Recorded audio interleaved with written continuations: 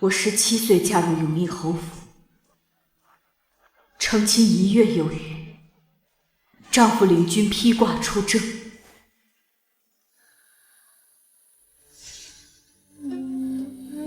半年后，他战死沙场，马革裹尸。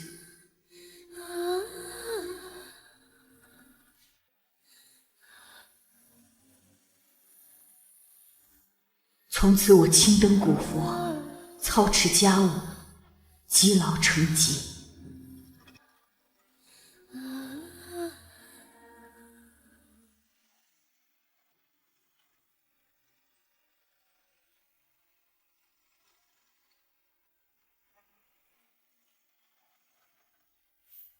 为了夫家，我呕心沥血，几乎断送了自己的一生，却落一个无人依仗。又带着妻儿回来，你把荣英……翠芝，外面什么声音？老夫人，大主君没死，他回来祭祖了。大主君，他还带回来一个女人和孩子。他们在哪？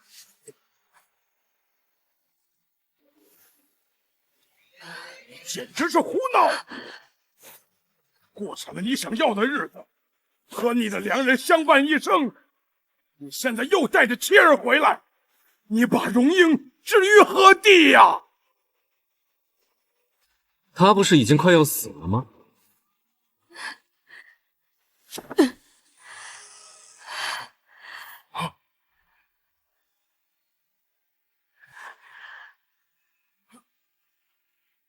荣英，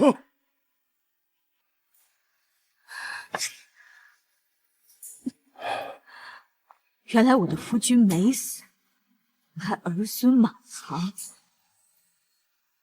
我们两家成婚本来就是为了利益，你谢家也拿了好处，别装无辜。是吗？你秦俊义和良人间谍情深，琴瑟和鸣。我呢？我就活该断子绝孙，孤零零等死。凭什么？闹够了吗？别在这丢人现眼，赶快滚回你的屋里去！哎呀！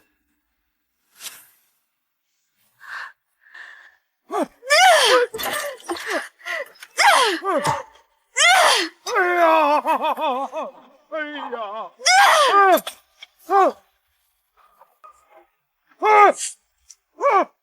来人呐！救火！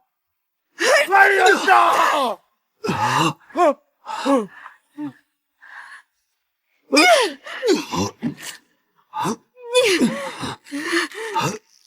别给我机会！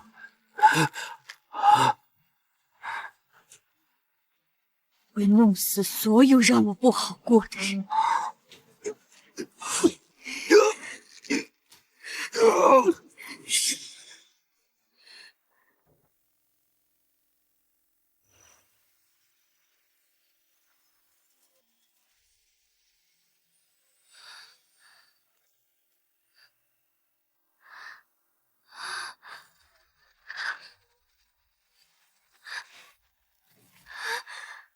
姑娘这病一点好转的迹象都没有，反倒是加重了。夫人安排的事儿也懈怠了，就该懈怠。姑娘才嫁进来几日，婆母就让她看烂账，还想用嫁妆填补。得亏是病了，这2日才没被叫去操持家务。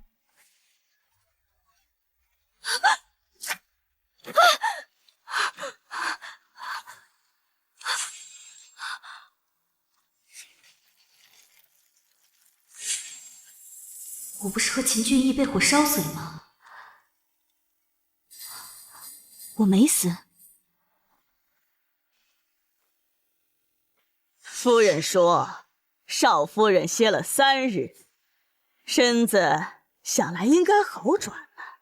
我重生了，既然重生到新婚的半月之后，严妈妈，我们夫人还病着呢。少夫人，府中上下的事情还得您拿主意呢。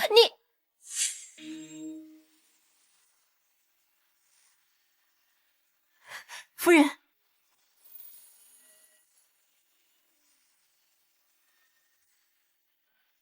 我没嫁进来之前，侯府就没主事人。少夫人这是什么意思？劳烦袁妈妈回去告诉母亲一声，儿媳身子弱，钟馗之事还请母亲自己操持才行。府中账目，妈妈也一并带回去吧。少夫人这是忤逆尊长，出嫁从夫，孝敬尊长，替婆婆分担家事。少夫人，难道连这些道理都需奴婢来说教？袁妈妈，我都说了，我身子骨弱，你这么着急让我操持家事，是想让我用我的嫁妆填补亏空。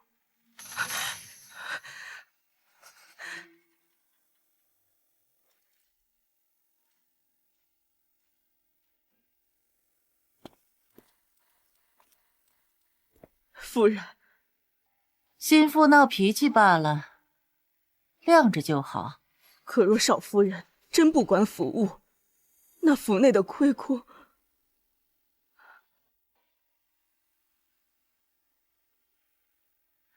他最重名声，迟早会低头。去，告诉小侯爷，让他务必稳住些事。交出嫁妆后，我就允他之前所求，让他与心爱之人双宿双飞。是。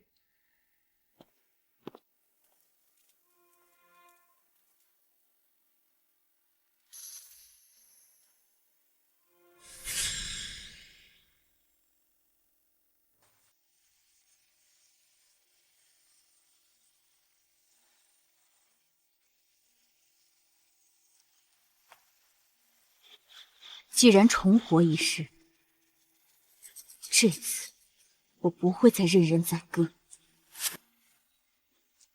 姑娘，喝杯参茶，暖暖身子。四叔现在还在汴京吗？在的。姑娘怎么突然提起他？边关后面会不安宁。前世是谢家拿钱托举秦家，这才养出了一群白眼儿。与其靠别人走顺畅路，不如自己勇闯勇。该让谢家立功，这谢秦两家的地位也该推翻，重新洗洗牌了。见过小侯爷。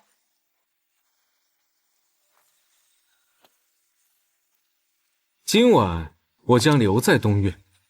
那今晚我可能陪不了小侯爷，母亲给我的账簿还没看完，小侯爷自便。甚好，我本以为要应付他一晚，没想到他先拒绝了。翠芝，安排人让小侯爷洗漱，伺候小侯爷休息。是。云娘，把账簿搬到隔壁厢房。是。谢荣英有事？欲擒故纵，想引起我的注意。何必呢？既然你无情，我又何必有意？听说你白日中还把母亲安排的事情交还给母亲来处理，到底在耍什么把戏？就因为你生病，我没有去探你，现在连演都不想演了。演？小侯爷，多虑了吧。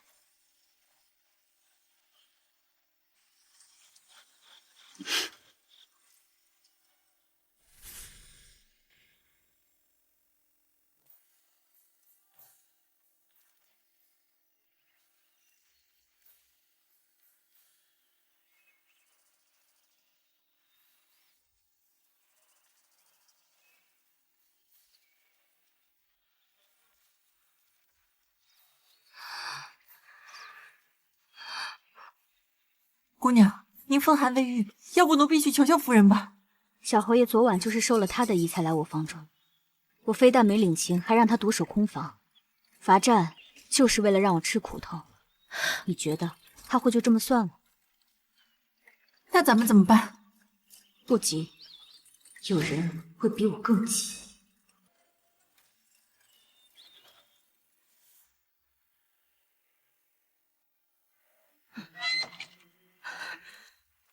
夫人，少夫人这是几个意思呀？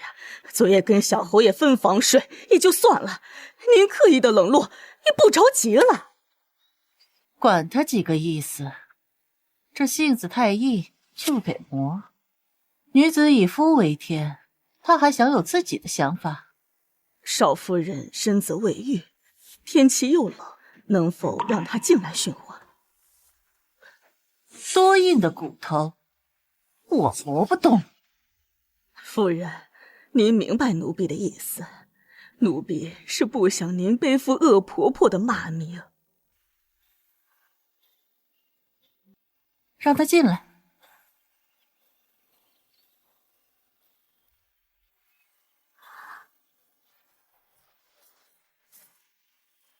后爷不是说还有几日才回京，怎么提前了？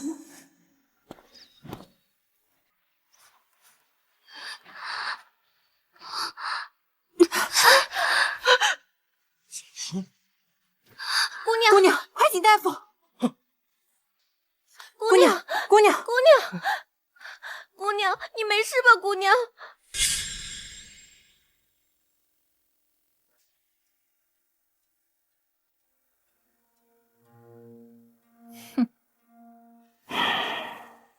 到底是怎么回事？少夫人不知道哪里得罪了夫人，夫人让少夫人在冷风里站了半个时辰。少夫人风寒未愈，就算夫人要摆婆婆的谱，也不能这样害夫人吧？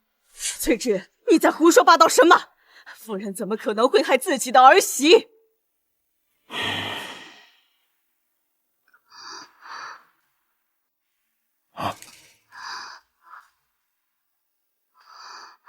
父亲，儿媳刚来府中不久，母亲让儿媳看了府中的账簿，有很多不明白的地方，也有很多不合理之处。父亲，你能不能跟母亲说说，让儿媳不要处理这个账簿的事情了？你作为心腹，帮衬婆母处理家中的事情，那是应该的。是不好处理呢，还是你处理不好啊？那若是府中亏空的那些银子，儿媳能用宫中的银子去填补吗？若是用儿媳嫁妆去填补，被有心人知道了，又该编排咱们秦家了。府中亏空的那些银子，侯爷，荣英刚进府，哪里知道府中的事情，定是记恨今早的惩罚，才在这里胡说八道。原来母亲不是这个意思，是儿媳想多了。可账簿确实有问题，前日儿媳已经将账簿归还母亲，可母亲还是让儿媳处理。少夫人，说话要谨慎。你给我闭嘴！父亲，可否随儿媳前往前厅？儿媳让人把账簿拿来，给您过目。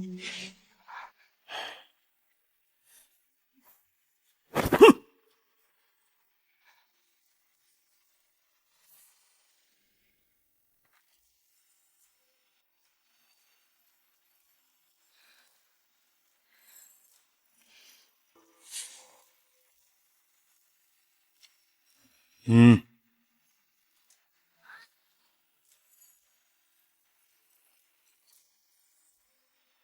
这些账簿最早到承德5年6月，里面不对之处儿媳都标注了，还请父亲过目。谢荣英，你想干什么？谢家的女儿就是这般在夫家找事的吗？母亲说的这是什么话？有问题就解决，而不是堵住发现问题人的嘴。哼，你是在质疑你婆婆以往操持中馈吗？若是母亲操持的家事没有问题，何惧质疑？若儿媳真有不懂或做错之处，母亲指点一二又如何？何必如此咄咄逼人？好了，我倒要看看承德5年6月后的账簿到底有什么可疑之处。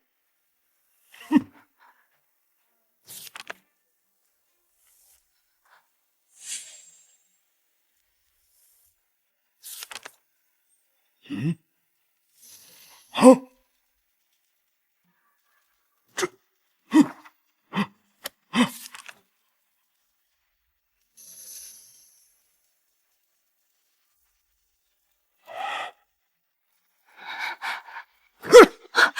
我把整个家都交给你了，你就是这样操持的？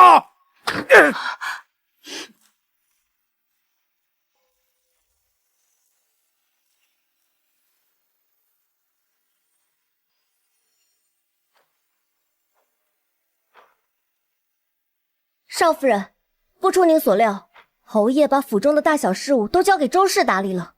蒋氏也同意了。我刚嫁进来，整个侯府就盯上了我的嫁妆，传出去啊，侯府的脊梁骨都要被人戳烂了。这下怕是彻底与蒋氏和小侯爷闹崩了。都出去！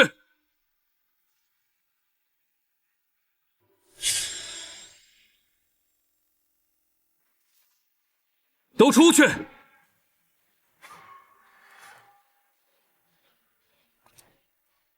谢荣英，你到底要做什么？小侯爷，这是什么话？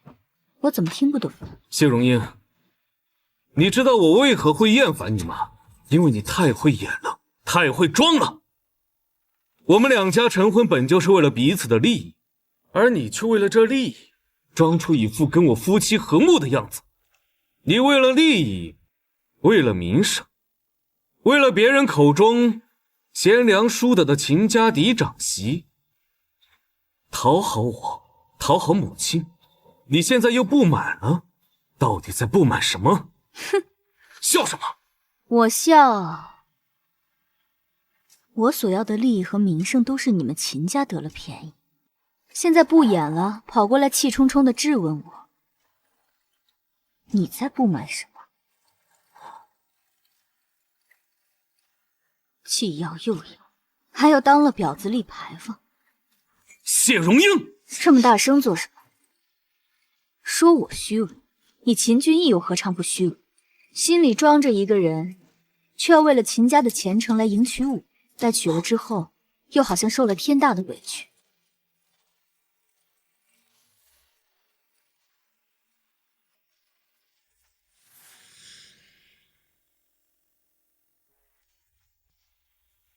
明明是你自己懦弱无能，承担不了家族兴衰的责任，却要怪因为我让你娶不到你心仪之人。作为儿子，碌碌无为，让母亲操心家族兴衰，这是不孝。你作为良人，因为家族兴衰抛弃心爱的女人，像你这样不忠不义又虚伪至极的人，是怎么好意思说我虚伪？你在背后调查我？我不光调查了你，还把你秦家调查个底朝天。你以为你父亲当真不知道这秦府的亏空是怎么回事？你既然要求我，你们母子就收起高高在上的姿态。我仔细算了下，你们侯府的亏空还不及我嫁妆的一半银子。那些黄白之物有什么了不起？别忘了，你们谢家不过是商贾之户。你们永义侯府高贵，没银子也是寸步难行。好。既然你早知府中一事，那你为何不与母亲商量？告诉母亲，你知不知道那个周氏的心思有多歹毒？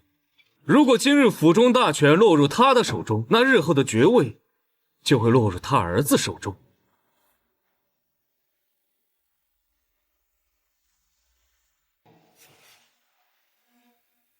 这对你有什么好处？这对我又有什么坏处呢？你嫁入秦家，嫁与我，就该为秦家、为我着想。我母亲也没有对你做什么，你嫁过来，就把掌家大权交给你，对你信任，看重你。这次是你错了。那又如何？你母亲信任我，看重我，所以我就要为你们侯府填补亏空。你别忘了，你现在也是秦家人，今日之事我就不责怪你。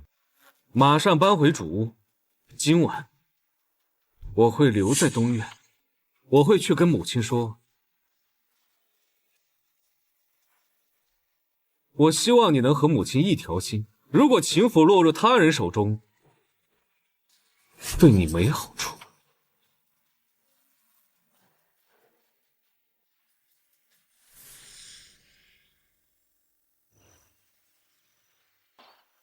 奴婢早说过，小侯爷不该对少夫人那么冷淡，毕竟少夫人是您千挑万选的，听话，知晓替您分担侯府的难题，那是再好不过。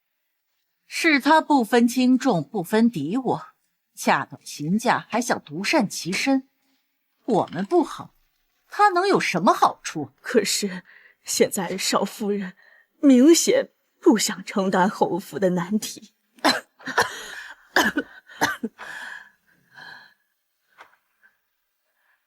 这就是他的高明之处，真是晦气，娶了个这么不好拿捏的玩意儿。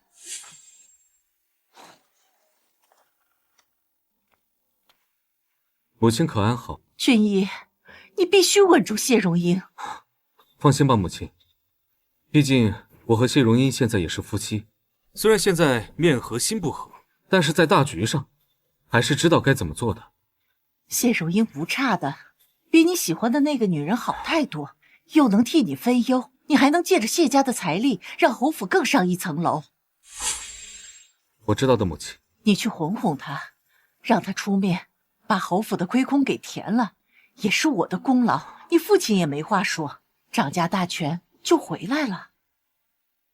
母亲，是不是只有我让谢荣英平了侯府的亏空，我才可以和心爱之人相守？我要带她去边境，长相厮守，母亲也应允吧。你疯了！我只想和心爱的人长相厮守，还望母亲成全。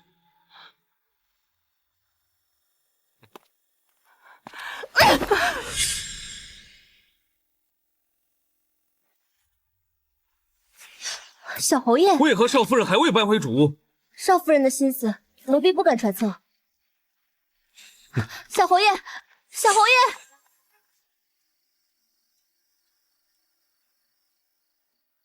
爷！谢荣英，小侯爷这2日来得真急。你闹够了吗？我可没时间跟你闹。那你这是做什么？我已经在关心你了，还想怎么样？小侯爷是不是没有弄清楚一件事？首先，你们秦家为钱财向我提亲，是心不诚；进门就让我填补亏空，是算计；最后，你作为夫君，并没有真心实意想与我过日子，你娶我为利人，是虚伪。你们觉得我在闹？这只不过是我知道真相后的正常反应罢了。还请小侯爷不要大事化小，小事化大，最后把一切责任都归咎在我身上。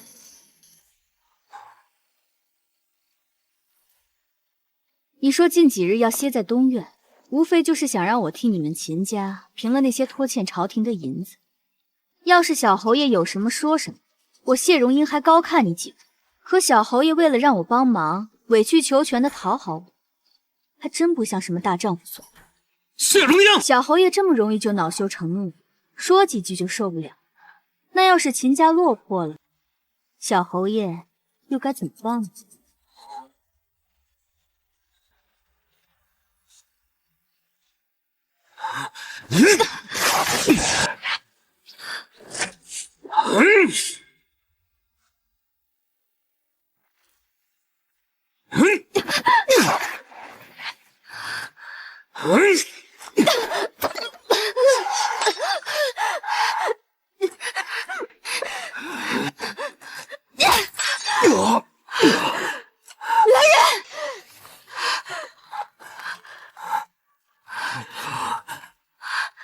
你已是我妻，这是你无论如何都改变不了的事实。秦家的事情，你是不帮也得帮。若我失势，你没有好处。小侯爷说这番话，不知道有没有听过一句话：最没用的男人才会打妻子嫁妆主意。既然小侯爷如此没用，那我就帮你一次，去找我父亲借那些银子，欠条通过官府盖官印，如何？你，小侯爷，你若是敢动我家姑娘一根手指头，谢家定不会罢休。哼！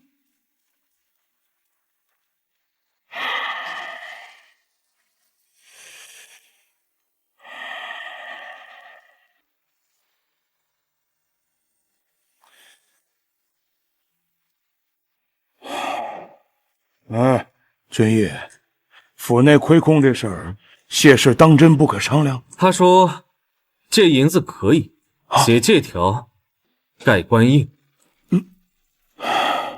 府内亏空一事，儿子会想办法找谢氏帮忙，但父亲可要答应儿子有一条件。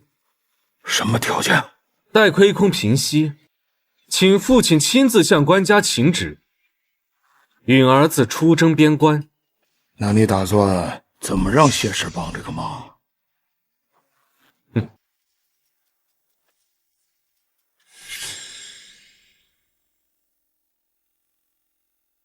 谢氏性子太烈，母亲一开始就用错了法子，如今唯有父亲和母亲同时施压，他才会松口。可这100万两银子，它不是个小数目。谢氏最看重的是规矩和孝顺尊长，若父亲和母亲同时开口，他不会拒绝。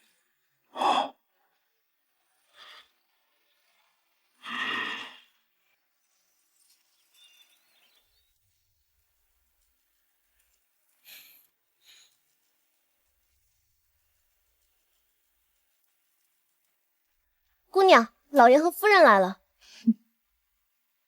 姑娘，奴婢不明白您现在的做法。什么做法？之前您还会和小侯爷维持表面关系，现在为何不想装了？可这样秦家定会不满您在侯府的处境。我何必委屈自己？姑娘，谢秦两家已经捆绑在一起，你要为了大局着想啊。是啊，就算姑娘不喜小侯爷，你要把缘由告诉老爷夫人，然后两家一起和离好了。和离？我这辈子没有和离，只有丧父。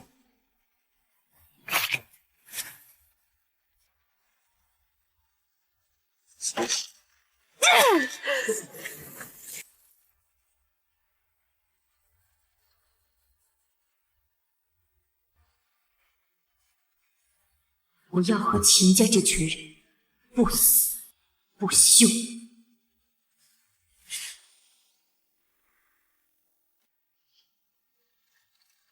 见过父亲母亲。走吧。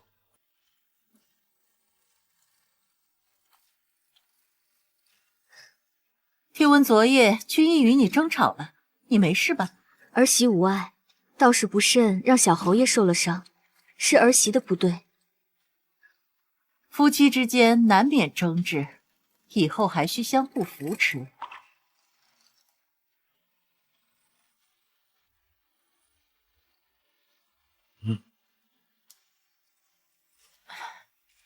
荣英啊，今日我与你父亲前来，是有事相求。母亲请说。荣英啊，你母亲前2日有些冲动，还望你能别见怪啊。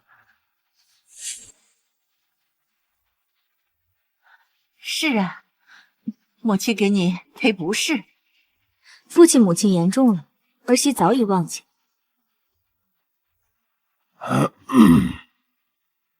荣英啊，秦家如今有难呐，还望你能帮衬一二。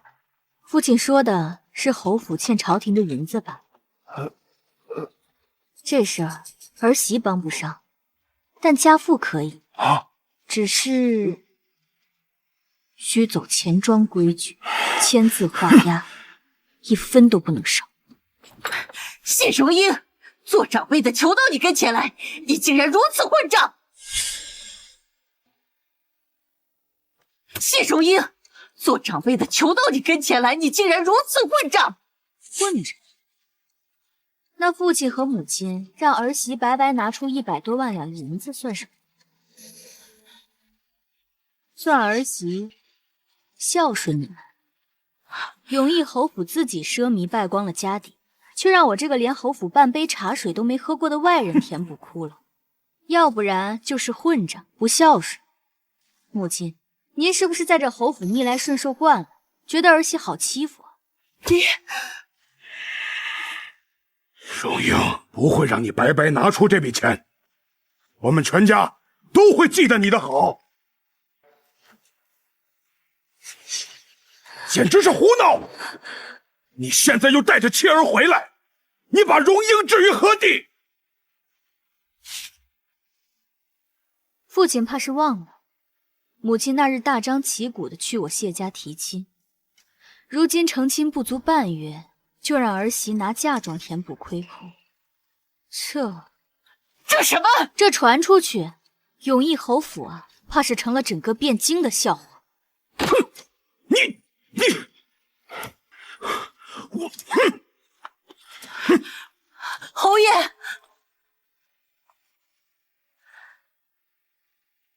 柔英，你在不满什么？母亲何必装糊涂呢？我是不会拿银子填补这个窟窿的。既然你不把秦家看作一家人，倒是我多事了。哼！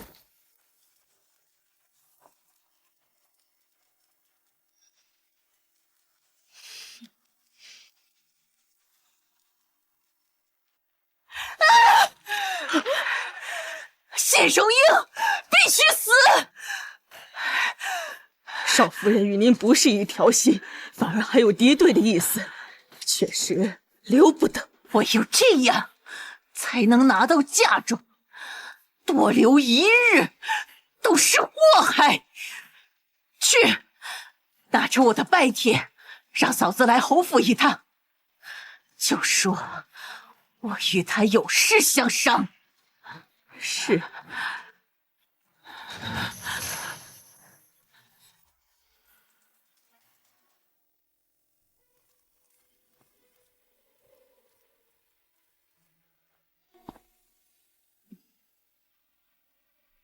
蒋六爷爷来了。侯爷与夫人离开东岳后，第二日夫人的嫂子蒋夫人就来了府中一趟，这才过了7、8日，蒋家又来了人。之前听闻夫人念兀周氏之机，实在是没想到夫人竟能与周氏握手言和，一同招待蒋家人。这世上可没有永远的敌人，只要利益达成一致，就会一致对外。今年新上的龙井不错。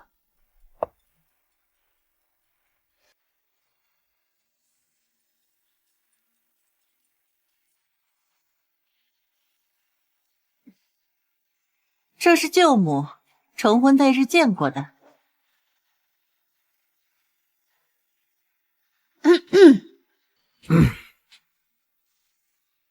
荣英，这是君逸的小舅舅，成婚那日他不在汴京，今日特意来看你。小舅舅安好。外侄媳多礼了，坐。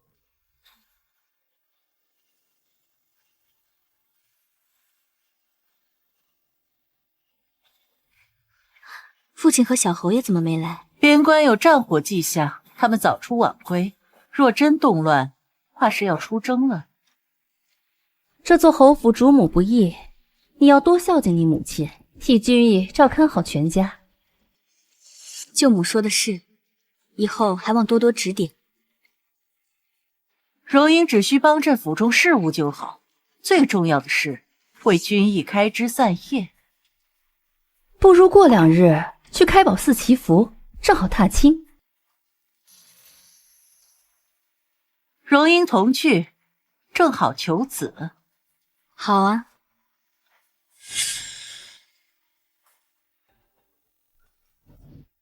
外侄媳，这个礼你可收好，这是成婚缺席的赔礼。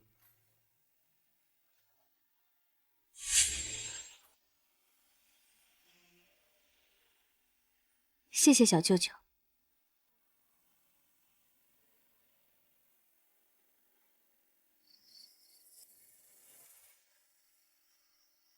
怎么送男子玉簪？不知礼数，狂背。收好。姑娘，边关已燃战火，四爷和主君商量了一番，都认为您让四爷去边关的提议不错。听闻边关守将是魏王部下，若得照顾，是不是对我们谢家只有利没有弊？是这样没错。虽然魏王主张打仗，可若官家执意谈和，该如何？我不信朝堂上那些文官的舌头比得上只手遮天的魏王。听闻魏王也是姑娘这意思，只是魏王如今被大娘娘逼婚，有些脱不开身。无妨，你让四叔按计划进行。是。姑娘，我还有件事情要禀报。姑爷在归乡养了个花容月貌的外室。姑爷在归乡养了个花容月貌的外室，我不敢打草惊蛇，寻思把这件事情先告诉姑娘，免得到时候她把人藏起来，反咬一口说我们污蔑她。该不会姑娘早知道了吧？是。什么时候？成亲之前？那姑娘为何还要嫁？成亲之后知道的。我去查查那女人身份。不必动怒。姑娘不介意啊？介意什么？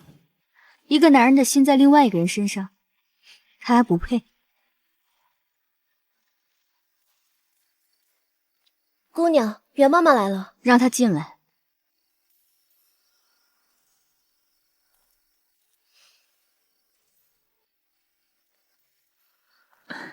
这么晚还来讨要少夫人，实在是奴婢的不是。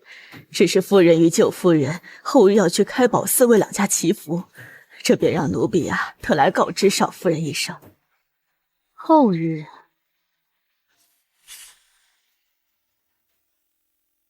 后日？少夫人有什么疑虑吗？后日我想回娘家一趟呢。少夫人，怎么想到后日要回娘家了？和家里人说了吗？说了呀，上次回去只回了1个时辰不到。这不是大病初愈，父亲挂念，肯定是要回去看看的。少夫人说的是，亲家老爷定是担忧的。那后日去开宝寺，就只能舅母陪母亲去了。少夫人，侯爷和小侯爷随时可能会前往边关，后日又是大吉之日，您一同前去才显诚意。毕竟您才是小侯爷最亲近的人。边关战事这么紧急了？侯爷是这么说的。少夫人，怎么了？后日便与夫人一同去前往开宝寺，我这就去禀报夫人。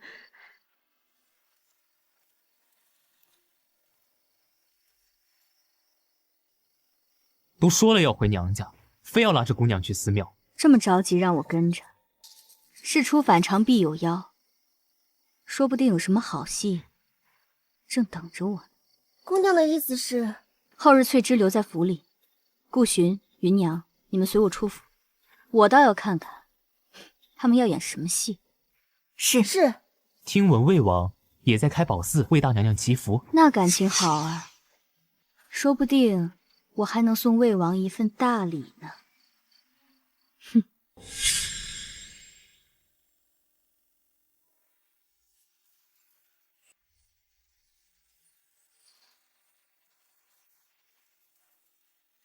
谢氏怎么还没来？已经去催了。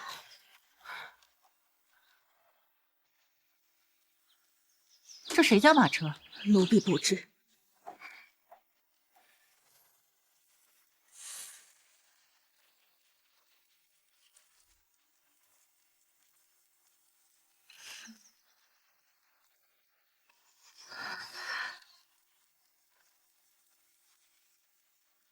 母亲久等了，上车吧。少夫人，您和夫人一辆马车吧。不用了，我有自己的马车。换了马夫？这本就是儿媳从谢府带来的马夫，何来换了一个？翠芝怎么没与你一起？翠芝有些不方便前往寺庙，儿媳让她留在府中了。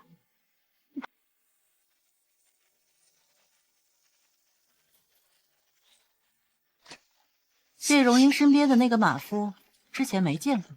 或许真的是谢家带来的。嫂子那边可准备好了？准备好了。舅夫人说，自家人办事，还望夫人放心。不管是谁入了我的局，都别想全身而退。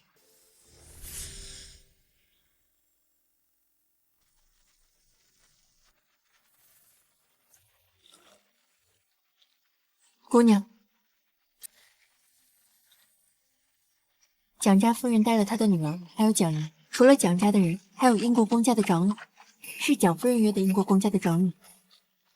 你说的英国公长女，是那个守了3年寡的薛夫人？嗯，真是越来越有意思。自来深居简出的寡妇都要凑这个热闹。姑娘，奴婢觉得这次上香看似平常，但奴婢这心里就是不得劲儿。怎么不得劲儿？就感觉他们都在打姑娘的主意。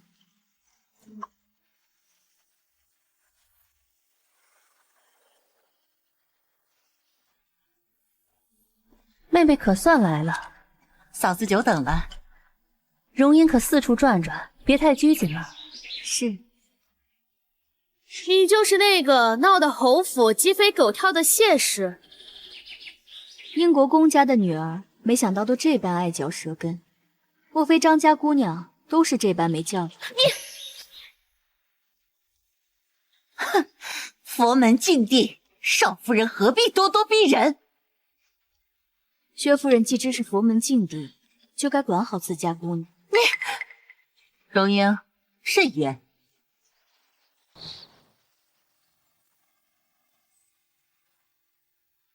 容英，可不要与张家大姑娘计较。人活一世，难免被人指点。要是都去计较，活得得多累啊！母亲错了。人活一世，若是抱着得过且过的心态面对，那只会一辈子受人欺负。儿媳可不会任人欺辱。哼！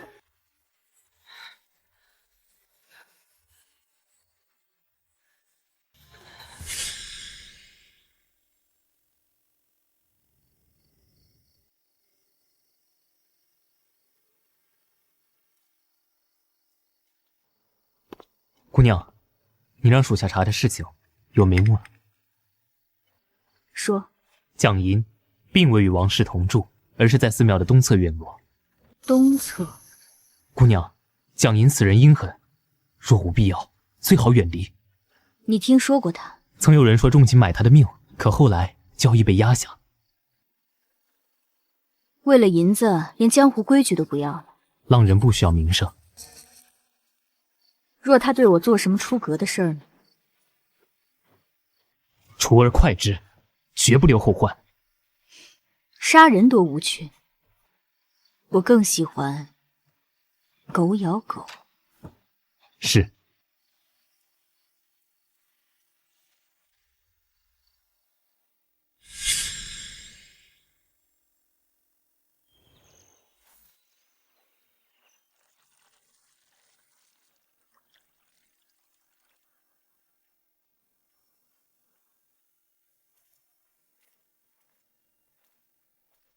少夫人，夫人吩咐今日4时前往大雄宝殿听经，请您打扮得体些，莫要太过招摇。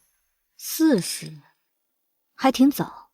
做什么事都要诚心诚意，还望少夫人慎言。袁妈妈现在越来越会教训我了。少夫人真是折煞奴婢了，奴婢怎敢教训你？最好是不敢，不然我还以为母亲不满意我这个嫡长媳，找一个奴婢过来教训我。少夫人说的是。还有事儿？夫人请少夫人前往斋堂用斋饭。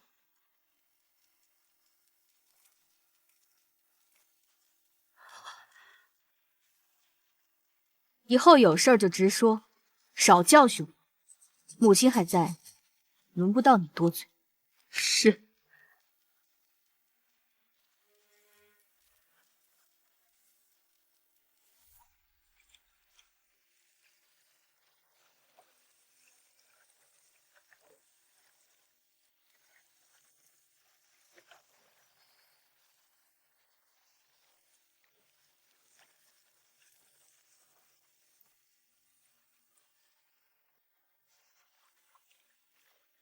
荣英，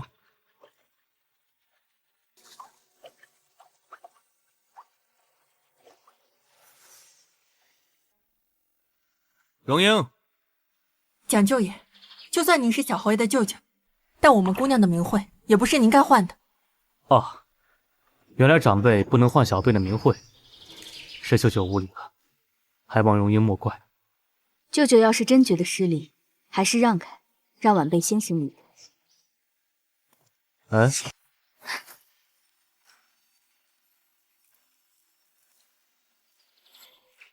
你这是干什么？没想到谢家嫡长女竟如此有气势。我也没想到，蒋家的人竟如此恶心。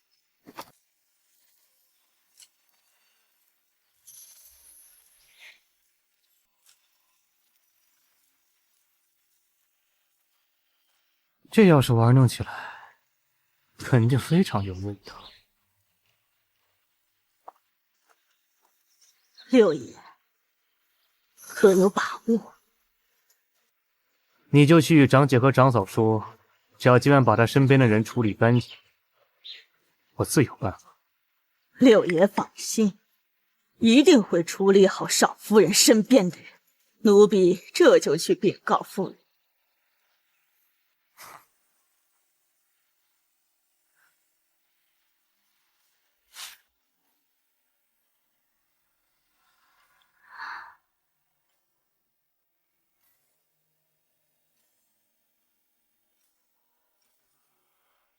伯母，幸亏今日我与姑姑来了，不然可就错过一件好事了。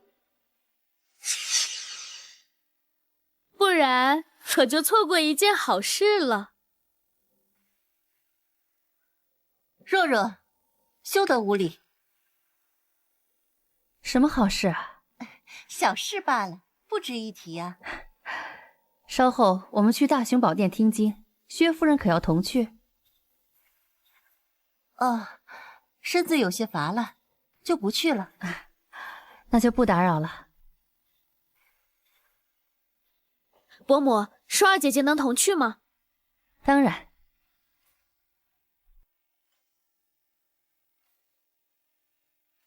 真是不要脸啊！来寺庙私会，商贾之女果然低贱。张姑娘是在说我？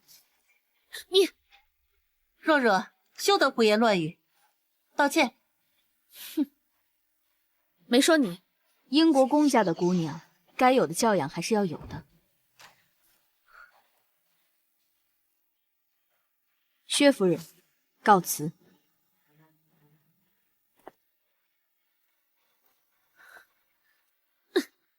蒋淑儿，你就这么看着他勾引你六叔？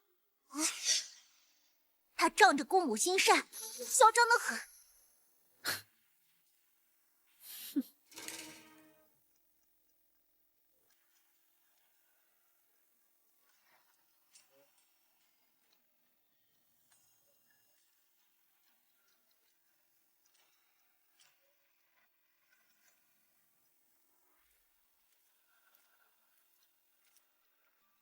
夫人，事情已安排妥当。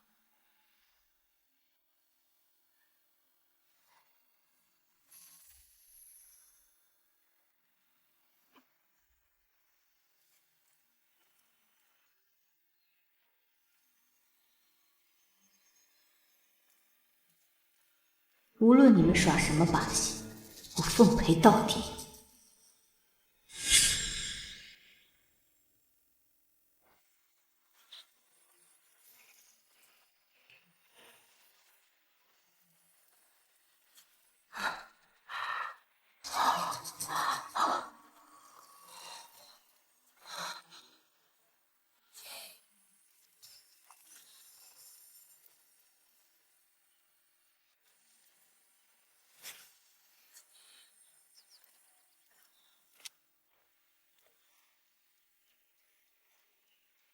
袁妈妈这时候把我叫来，有什么事啊？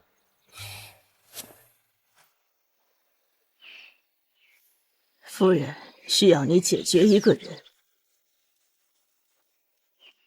解决谁？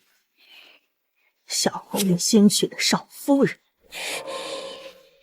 当初不是夫人千挑万选的谢家大小姐吗？不听话是祸害，不能久留。可会有什么麻烦？夫人会打点好一切。今晚少夫人的院子会遣散下人。好，我奉命行事。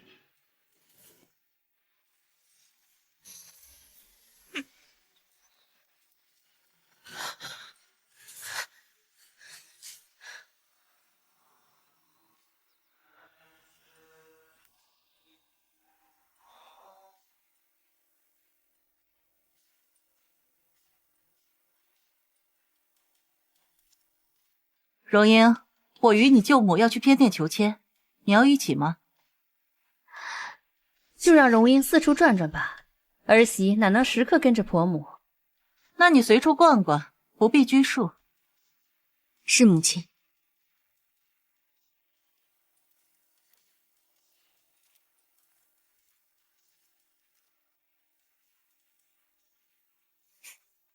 姑娘，奴婢要禀告一件事情。等下再说。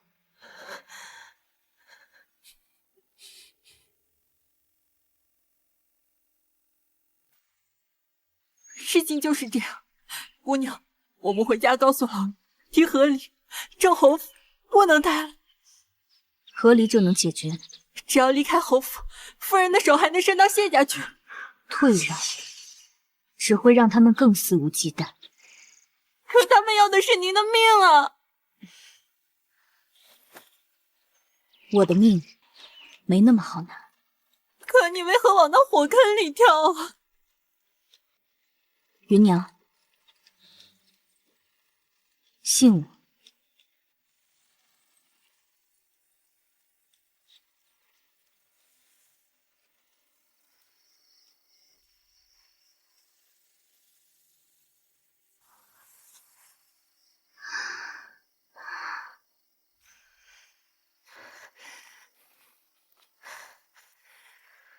姑娘，我们真的不逃吗？逃什么？该怕的是他们。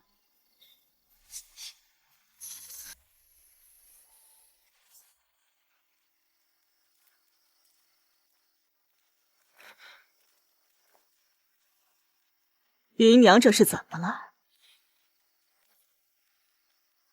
袁妈妈怎么来了？夫人让奴婢来告诉少夫人，她今晚歇在舅夫人处，不回院子了，让少夫人早些休息。好，奴婢告退。姑娘，我们快离开这里，他们马上就要来了。姑娘，姑娘，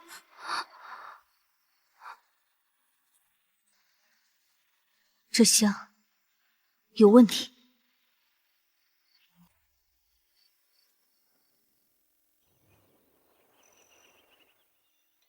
不好了，少夫人不见了！不好了，少夫人不见了！不好了，少夫人不见了！少夫人不见了！不好了，少夫人不见了！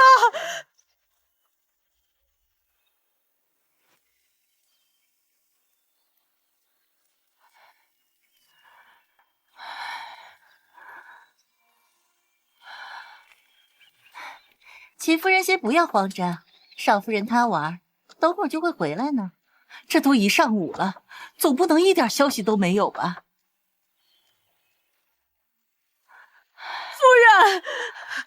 夫人，夫人，少夫人有着落了。夫人，怎么，是我不能听的是吧？说吧，薛夫人不是外人。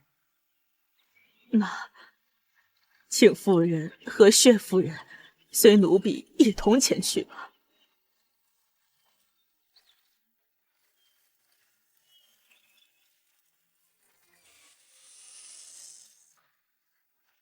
少夫人入睡，要点这么浓的香。实不相瞒，我这儿媳自从前段时间病后，就格外爱用这香。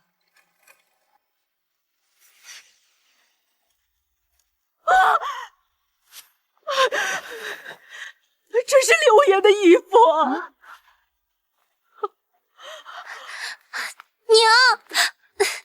娘，你不是去找若若了吗？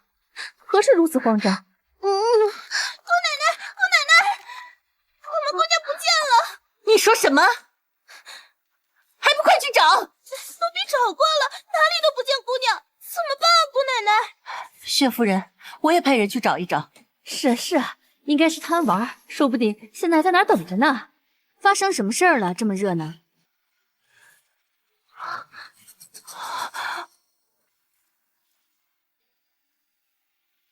这一个个怎么了？脸色这么差，看到我跟见了鬼似的。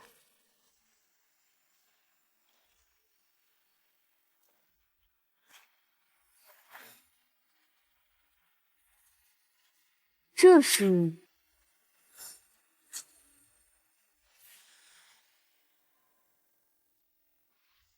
都出去！哦，是，我们现在就出去。荣英，快走！走什么？别添乱！母亲，这是什么话？什么叫别添乱？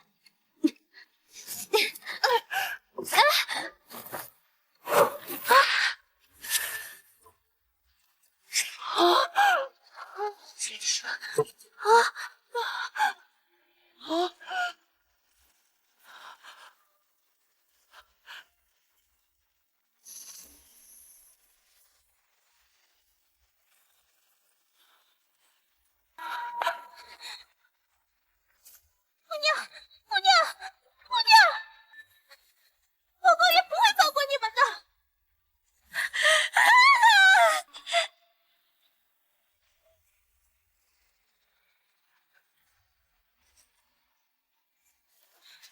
来人，把这个混账给我押入开封府！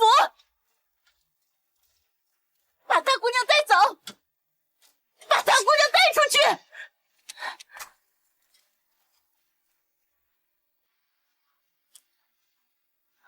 怎么会这样？这香真特别。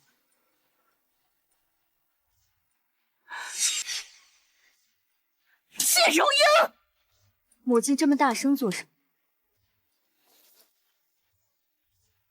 莫非小舅舅荒唐强的张大姑娘和儿媳有关系？母亲冲儿媳发什么怒？你昨夜去哪儿了？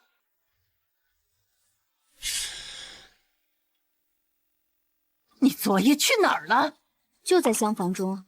你昨夜根本就不在厢房中，是吗？母亲好像很不满儿媳在厢房中。这房中的事情是不是你干的？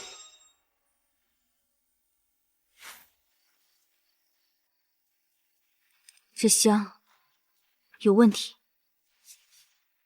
这香闻了会晕倒，姑娘快走！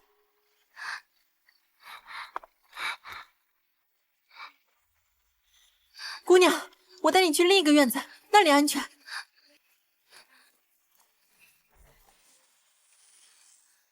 姑娘，就是这里了，奴婢已经打点好了。姑娘，蒋莹快来了。他们想毁我名声。英国公府女眷的住处离这不远吧？是。是。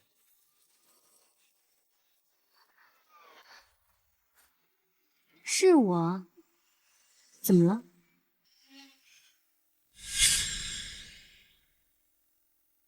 是我？小妹，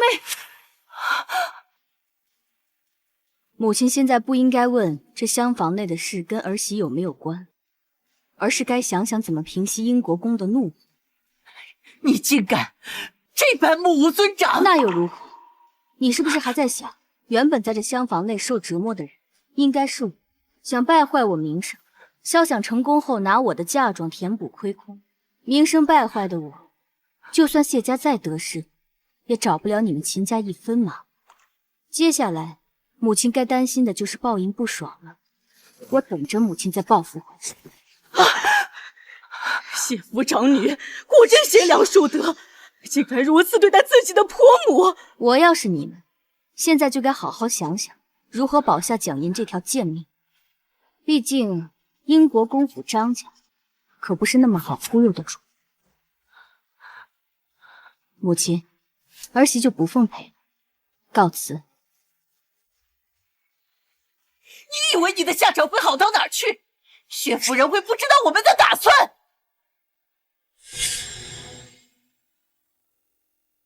薛夫人会不知道我们的打算？有没有可能，我就是故意的呢？什么？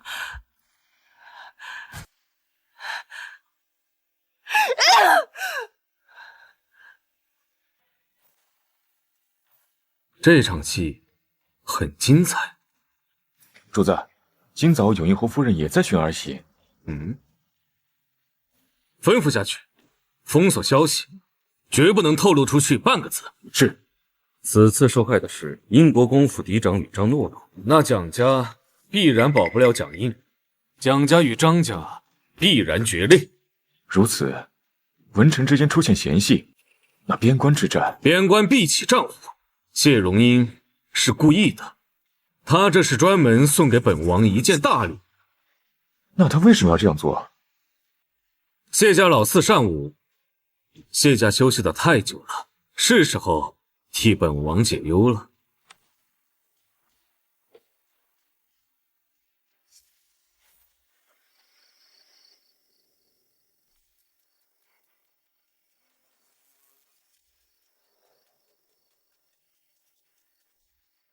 让四叔做好去边关的准备，这次是真的要开战了。姑娘故意让蒋张两家产生嫌隙，是他们逼我。你随我去一趟刑房。是姑娘。姑娘要去做什么？我要蒋莹的命。我绝不会允许算计我的人有一丝机会翻身，我也绝不允许给自己留下祸根。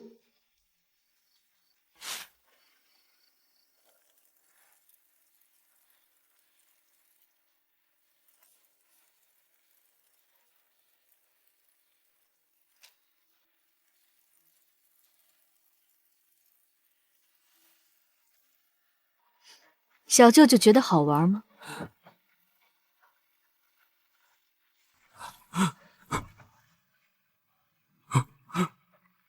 你要干什么？你现在这个样子，还能拿我怎么样？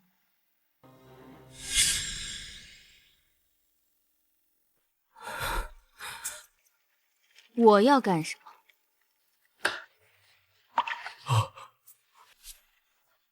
白知县，这个礼你可收好，这是成婚缺席的赔礼。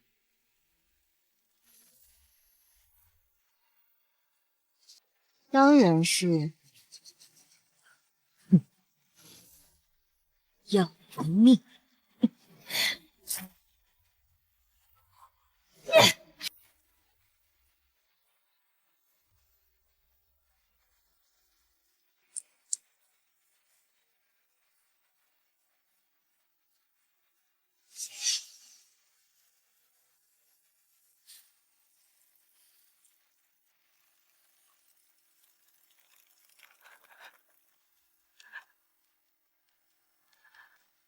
是我太小看他了。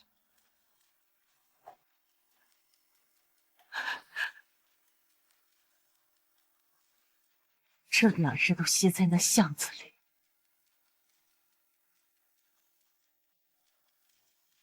对今日发生的事情有什么想法？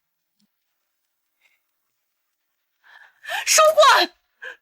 是您自己心思不够缜密，让他钻了空子反咬一口，还要了六舅舅的命。难道该反思的人不该是您吗？这就是你的想法？你没有心吗？母亲，您当初让我娶谢荣英，你有一件事情顺心吗？那谢氏，我是一日都不想看到。我决定，我要接瑶儿进府里。你说什么？那谢氏狡猾难对付，不如和离。让他回谢家。休想！金家的亏空必须由他的嫁妆来填。既然母亲心意已决，那我请旨出征，家中之事就由母亲亲自处置。你给我站住！瑶儿有孕了，我不能让她藏一辈子。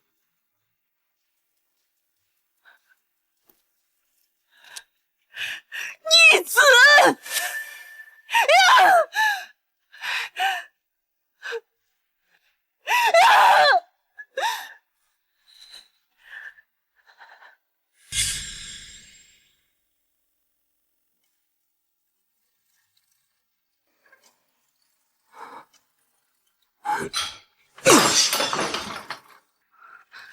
陛下决定不与今日和谈，竟然让谢家的老四亲自挂帅出征，还要让父亲作为副将同行。那咱们正好去边关。就是不知道谢子和陛下说了什么，竟然让我以新婚的理由留在汴京。如果这个时候带着你和父亲悄然离开汴京，那就是抗旨。你知道的，我只想留在你身边，你在哪，我就在哪。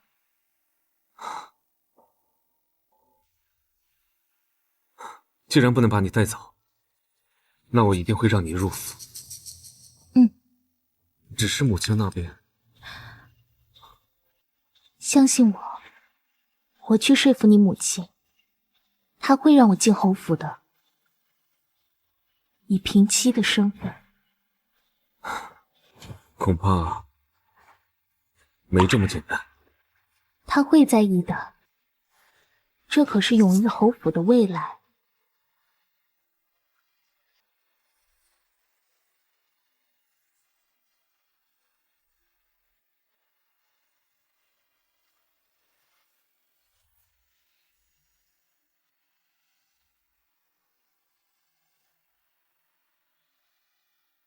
姑娘刘玉簪挑衅蒋氏，是否太冒险？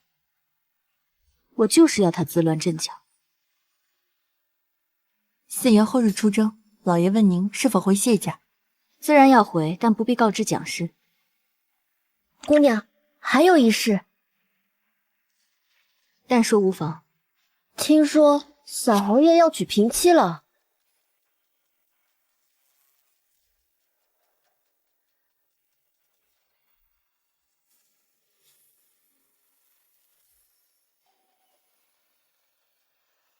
姑娘，接下来怎么办？急什么？该来的迟早会来。正好小侯爷的后院太冷清了，等他娶平妻的时候，我再帮他物色几房妾室。到时候这侯府可就热闹。姑娘的意思是，每日晨昏定省之时给母亲请安，也不觉得冷清。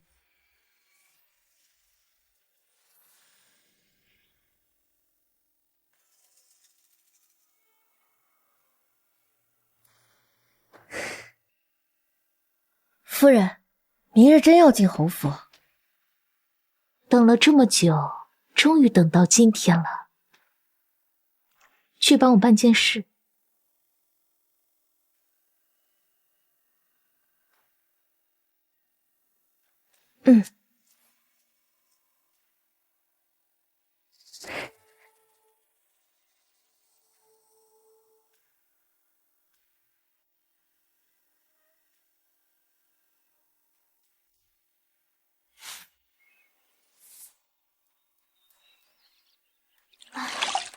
少夫人真邪乎了，都说碰到她没好运。蒋六爷被关入开封府前，才刚刚送了少夫人新婚贺礼。是啊，不久后他就被送进开封府了。重点来了，蒋六爷死无全尸，五脏六腑都露出来了，脑门插着的正是新婚贺礼，就是送给谢氏的那只白玉簪。你发现没有，少夫人自从生病后就完全变了。少夫人看着挺规矩的呀，怎么中了邪了呢？都在胡说什么呢？还不快去干活！是。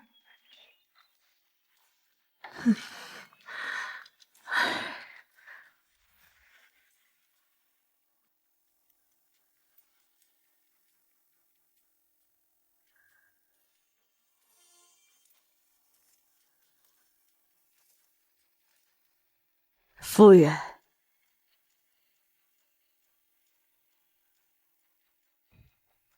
夫人，府内都在传谢氏中邪了，说六爷的死。袁妈妈，你怎么看？不过少夫人自从那次风寒后，就像变了个人。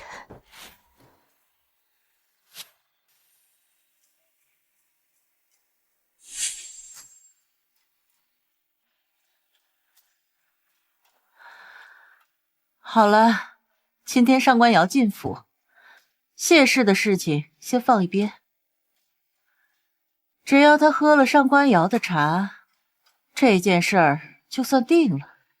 以后要是谢氏为难他，跟我这个婆母可没什么关系。哼。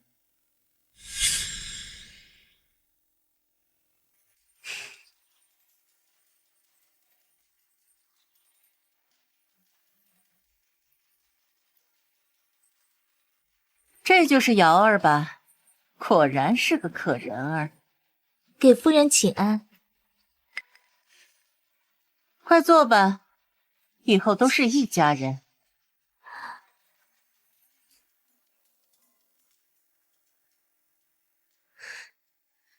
上官瑶见过少夫人。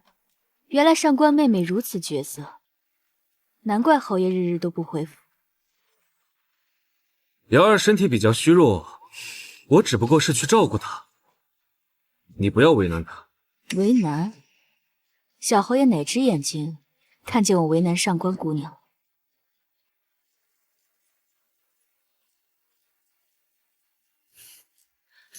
既然上官姑娘来了，那我便让人挑个良辰吉日，让君毅将上官姑娘迎娶进门。荣英觉得呢？母亲决定就好。既然如此，那上官姑娘给荣英敬茶，也算得了正妻同意。荣英啊，事已至此，若是你父亲问起，就要实话实说。母亲与君毅可没有逼着你接纳上官姑娘。母亲放心，儿媳知道什么该说，什么不该说，毕竟家和万事兴呢。你的大度，君毅和上官姑娘一定会铭记于心。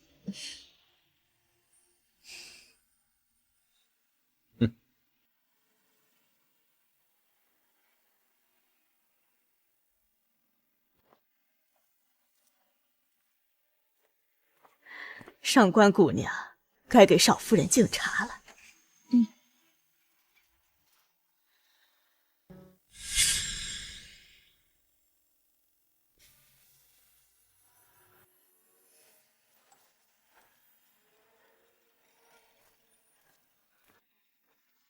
姐姐，请用茶。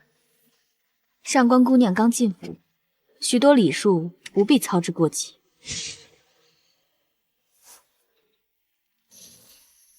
母亲，儿媳也给小侯爷准备了3、5个妾室。既然上官姑娘要敬茶，那其他妹妹也一并敬茶吧。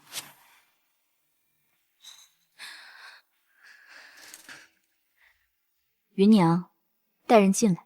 是。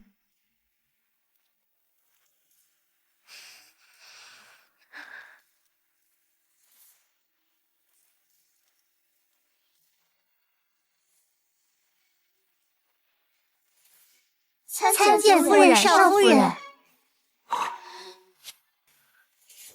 儿媳虽心有不悦，但也得为小侯爷的子嗣考虑。母亲，儿媳有做正事的大度吧？谢荣英，你什么意思？我什么意思还不够明显吗？当然是为夫君的子嗣考虑了。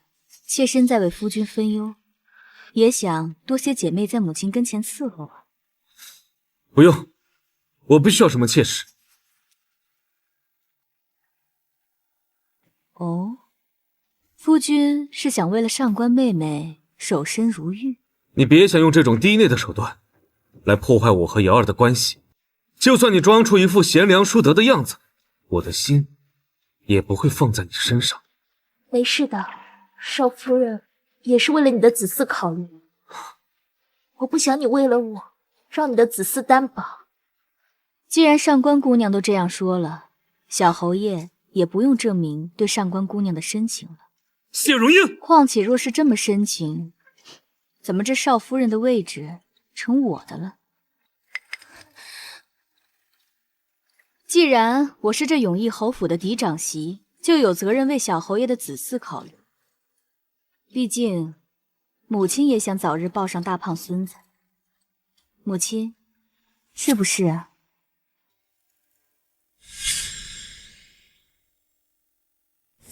是不是啊，母亲？荣英说的是，子嗣重要。母亲，不着急纳妾。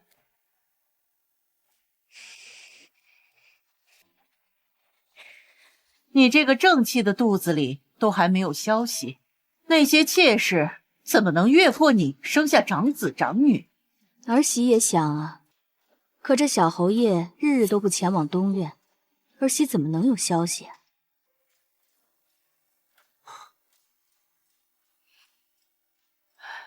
君逸啊，这就是你的不对了。荣英是你的正妻，怎么样也该……母亲，我的事我自己做主。够了！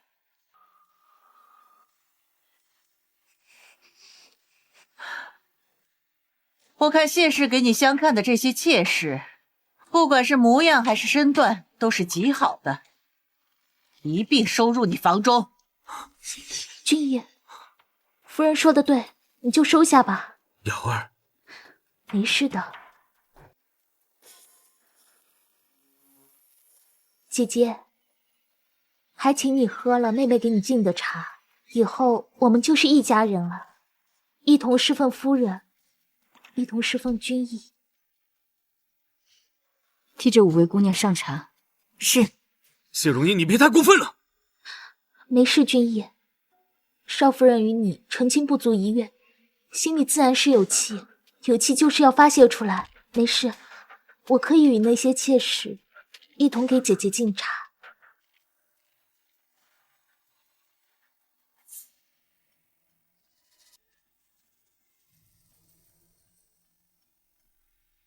哎呀，翠芝，你转来转去的，转得我头都晕了。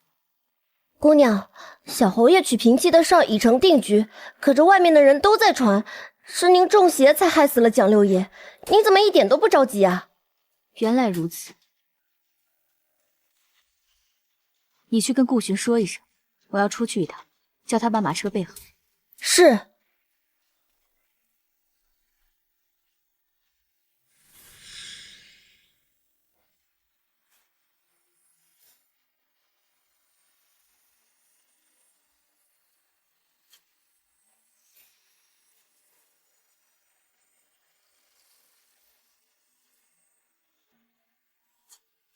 姑娘是来买消息的，还是卖消息的？我要买承德4年骠骑大将军上官燕的画像，5000两白银。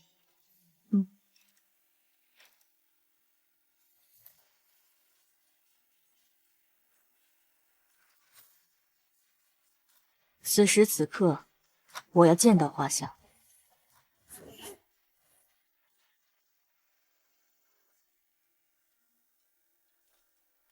有位姑娘来买上官燕的画像，罪臣上官燕。买画之人是永义侯府少夫人谢荣英。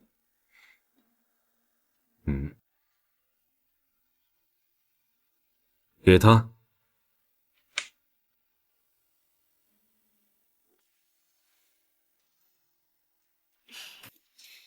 这是承德3年东家亲笔所画。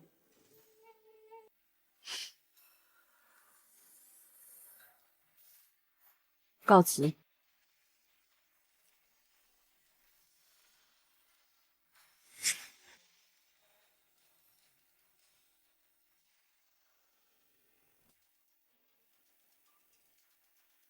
都准备好了吗？都准备好了。道士是陇西来的，道行深，道行高，定会把邪祟一击毙灭。一击毙命，这可不好玩。我要的是谢荣英遭万人唾弃，走投无路，才解我心头之恨。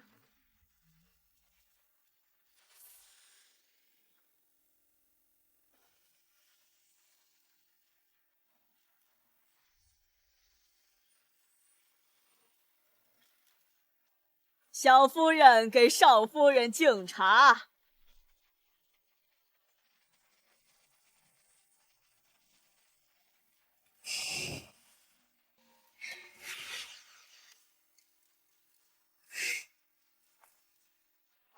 姐姐，请喝茶。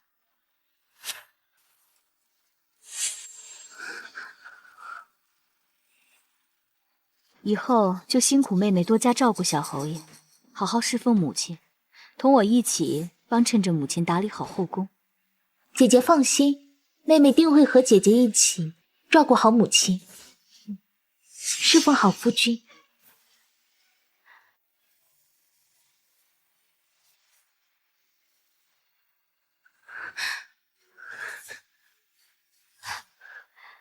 妹妹难道是怕我当着这众人的面暗害你不成？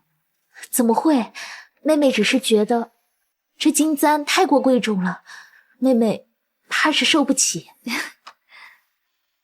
妹妹真会说笑。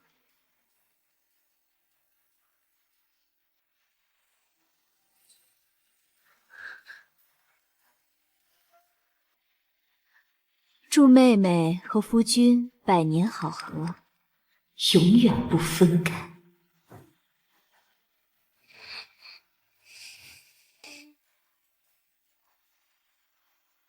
夫君这般看着我作甚，我是真心祝福你与妹妹的。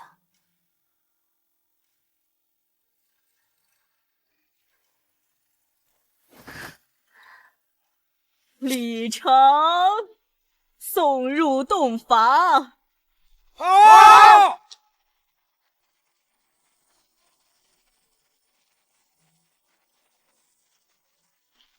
这少夫人并不像穿着鞋的样子。是，说话温婉，颇有正式的风度。果然传言不可信啊！此言差矣。这邪祟畏惧喜气，显然那高座的少夫人，这个时候还没有被邪气所掌控。诸位，现在这个时候正是邪祟精力最弱的时候，想要救少夫人一命，还需要做法才行。要是过了这个时辰，再对付邪祟，怕是晚了。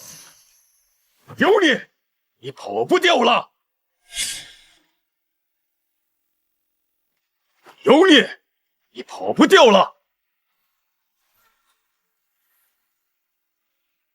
那少夫人是怎么中邪的？自然是在本体最弱的时候。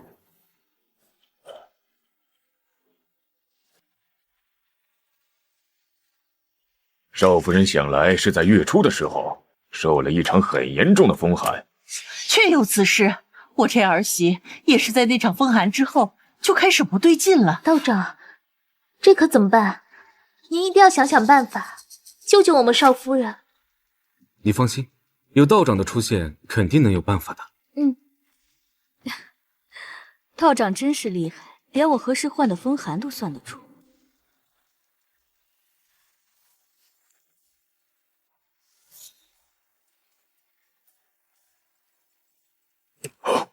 有你，快从谢氏的体内离开！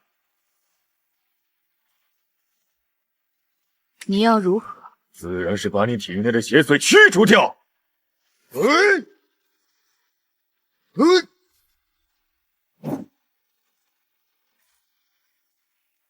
继续。阿爷，等会儿爷爷要出门一趟，最多1个时辰后回来。在这乖乖的，等爷爷回来，好不好？放心吧，爷爷，我就像以往一样等爷爷回来。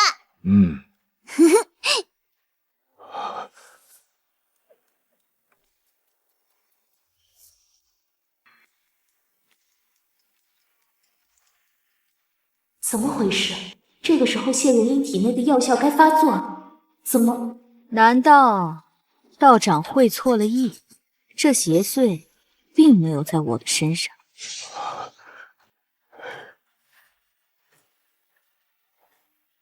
道长，这到底是怎么回事？难道说你……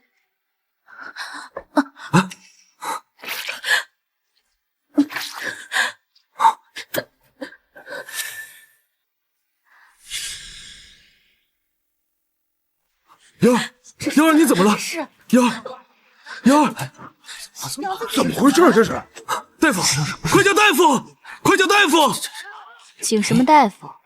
这一看就是中邪了。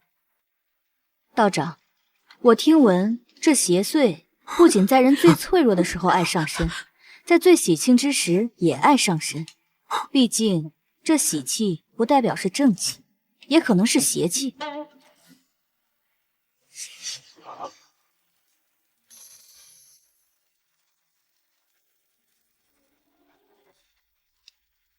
道长，我说的对不对？少夫人说的是。刚刚还好端端的一个人，现在怎么变成了这般模样？这不是中邪了是什么？道长，可有什么好办法？当然是驱邪。那就驱邪。母亲，你这新儿媳带着邪祟就进了门，我们永义侯府怕是要倒大霉了。别在那胡说八道！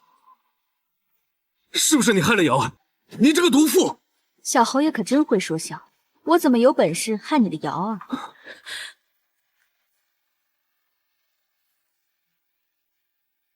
道长，可有法子？母亲，你也相信这种荒谬之言？突然这样，不是中邪是什么？快去把小侯爷拉开！是。滚开！母亲，瑶儿不是中邪了。我先带他下去，你不要这样好不好？今天可是我跟瑶儿的大婚之日。道长，你可有什么法子？母亲，道长，侯夫人在问你有没有什么好的法子。毕竟让新娘子当着众人的面丑态百出，实在是丢了永义侯府的脸面。这哪有你说话的份？小侯爷是在说笑吗？身为永义侯府的嫡长媳，要是在这里没有说话的地方，那应该在哪里有说话的地方？这小夫人中了邪，我们姑娘还不能关心关心了？少说两句吧。道长，这大夫怕是一时半会儿来不了。既然小夫人中了邪，那就赶快驱邪吧。对呀，快驱邪呀！驱邪吧。不要啊！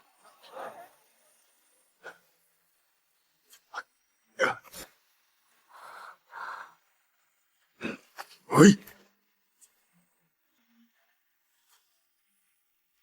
啊！这果真是中邪了。只需要服下一颗驱邪丸，就能压制体内的邪祟了。服下就可驱邪了？是的。那还请道长给我多少银子，我都可以出。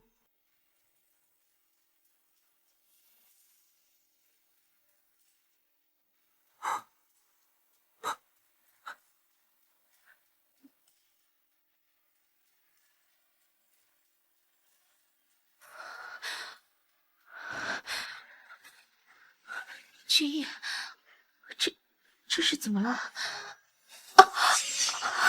瑶儿，你怎么样了？我的肚子好疼，孩子，血流血了，流血！快叫大夫，快！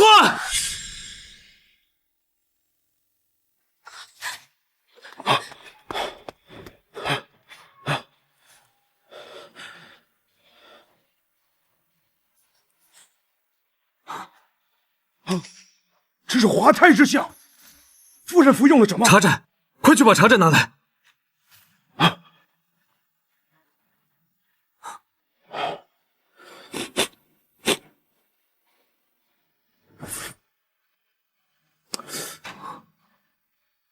这就是普通的茶水啊！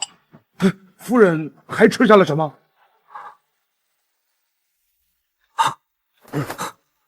这个呢？你给夫人吃了这个，有何不妥之处？这里面掺杂了牛膝与红花，怎么敢拿给夫人服用啊？这可是害人的！快扶小夫人下去休息。哎，等等，你让谁等等？真是越来越没规矩了。母亲，这上官妹妹流了这么多血，胎儿怕是保不住了。难道母亲想让这罪魁祸首逃之夭夭？来人，把这神棍抓起来！上官瑶与你有什么仇什么怨？你要如此加害于他？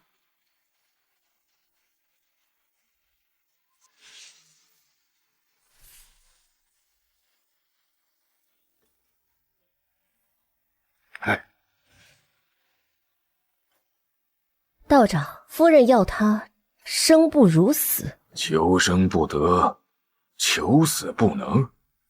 对，夫人要对付之人，名声在这汴京一落千丈，最好从此以后就如疯魔一般的活着。夫人，全安排好了，没有任何的后顾之忧。道长，你放心好了，你所担心的一切都不会存在。既然雪清姑娘都这么说了，那贫道就出面度一度这个孽障。此药服下以后，只需在半盏茶的功夫就会生效。半盏茶的功夫后就会疯癫？还需闻到贫道桃木剑上的特有气味才会发作。那就麻烦道长了。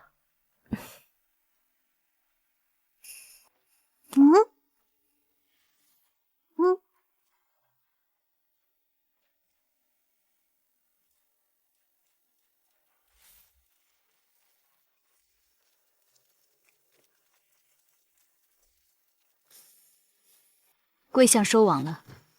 是的，姑娘。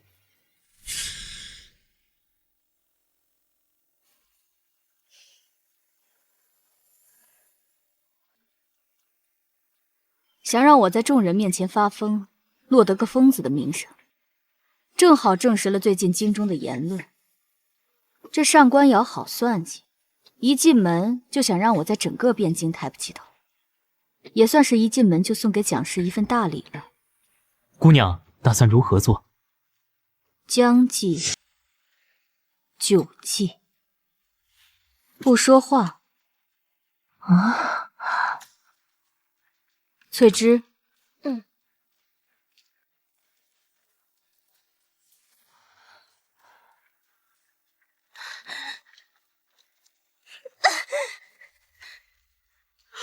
你们要干什么？娘，救救我！启禀少夫人，就是这个女人偷走了您的库房钥匙。这到底是怎么一回事？没看出来吗？这小丫头的娘是侯府夫人身边的妈妈，她去少夫人房中偷钥匙，背后谁指使的？难不成赵侯府夫人？对呀，既然手脚不干净，那就拖出去杖责50。娘，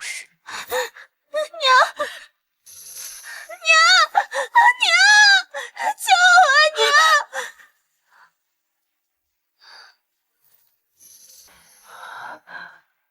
谢氏，你这是做什么？这成何体统？还不把你主子给拉起来！客人这么多，是想让大家觉得我这个当婆婆的为难他们？儿媳知道母亲因为家里亏空的事焦头烂额，但儿媳面对这100多万的亏空也是无能为力呀。这怎么回事啊？100多万，母亲怎么就不信呢？要以这种方式偷儿媳库房的钥匙？你在胡说八道什么？你在胡说八道什么？刚刚这神棍说少夫人中了邪，夫人激动的配合着少夫人说，的确是中了邪。这人心呢，真是难以直视啊！知道什么就在此胡说八道。家中有事，就不留诸位了。哎，快走了！哎，别愣着了，走，快走啊！来这儿去，杀死他怎么？这样说。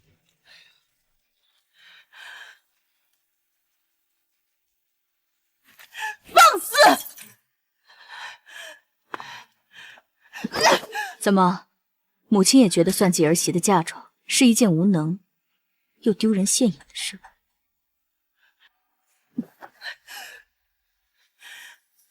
你个小贱人，看我今天不撕烂你的嘴！小贱人！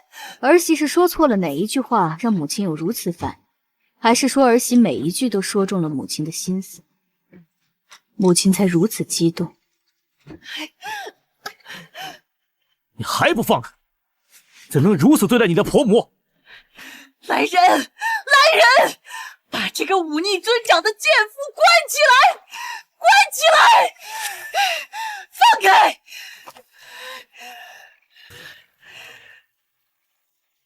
知不知道什么叫家丑不可外扬？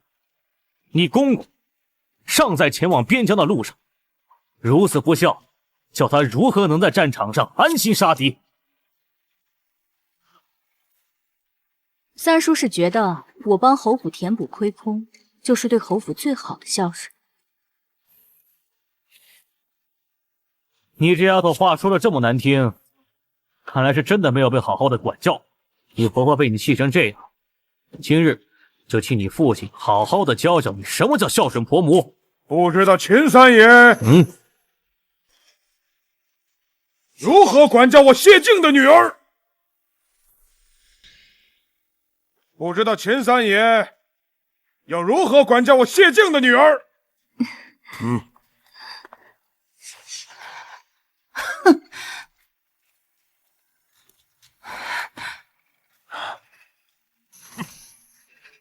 永义侯的小侯爷今日娶亲，侯夫人怎么也不邀请我这位亲家？蓉儿，你祖母昨夜病了，今早就念叨着你了，跟我回府吧。啊，是父亲。亲家，这不好吧？荣英嫁过来后与我儿相看两生厌，至今都没有圆房，我儿不得已才娶了个平妻。你也是男人，应该懂得我儿的不易。笑，我谢静要懂他秦俊义的不易。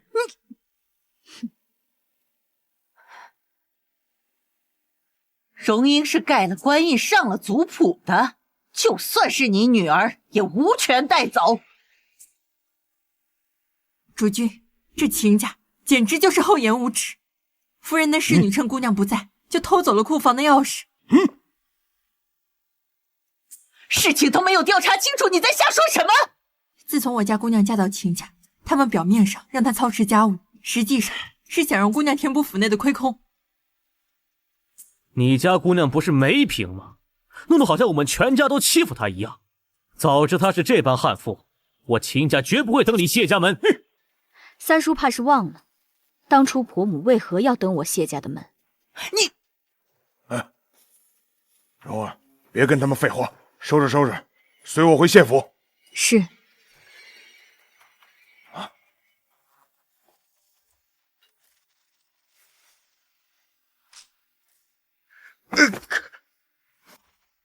求夫人放过贫道，贫道今日出现也是受了上官瑶之意呀。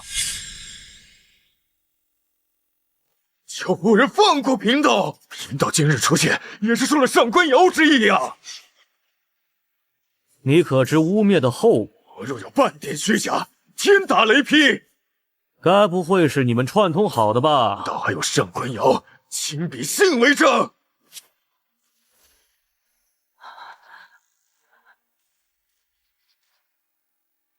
既然你们都觉得是我污蔑上官姑娘，那不如我们报官吧。不行！为什么不行？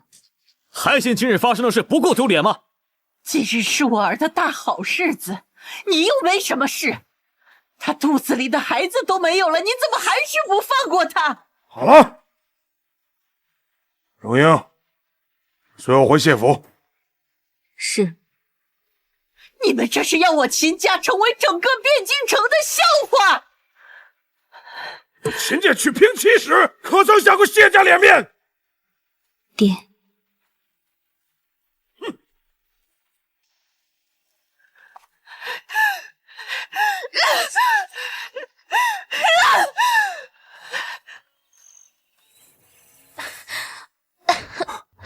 瑶儿，没事的，君爷。出去！母亲，你要做什么？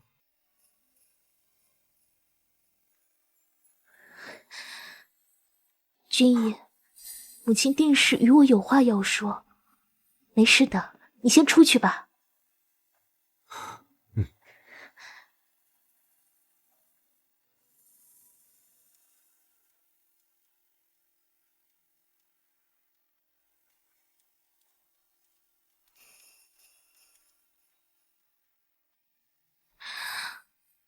谢荣英怕是已经知道你的身份了，记住，只有死人才不会把秘密泄露。你知道该怎么做吗？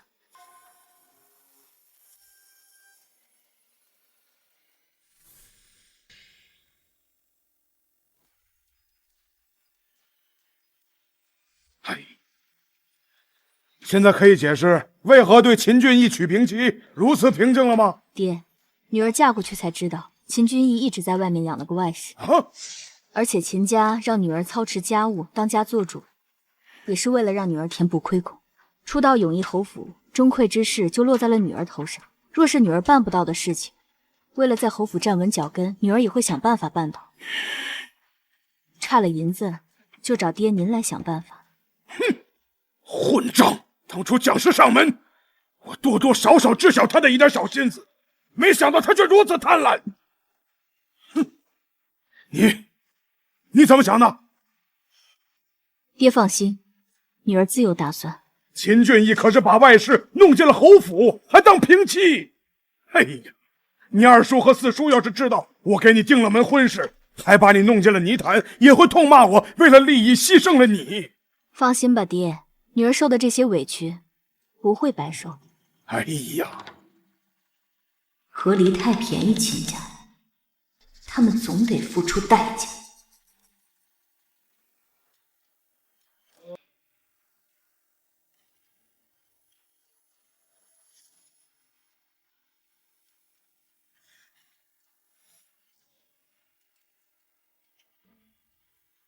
见过母亲。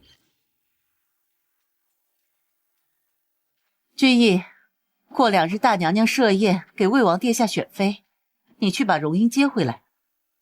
儿子没记错的话，这件事应该是薛夫人负责的。这薛夫人到底是何意？他侄女张若若吃的苦，岂能算了？你去谢府接人，不管谢静怎么骂，都忍着。儿子明白。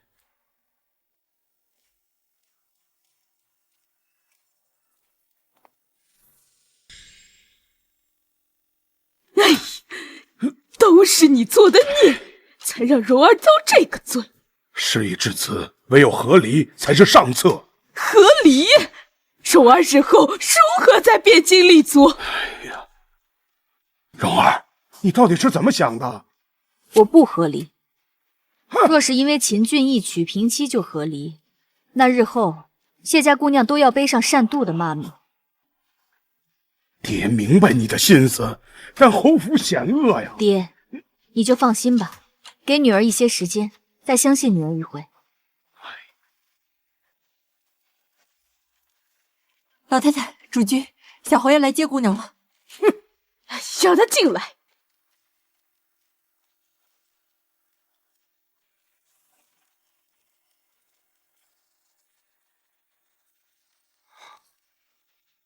君逸见过岳丈，祖母。新婚燕尔，姑爷竟有空来谢家。所以女婿是来接荣英回府的。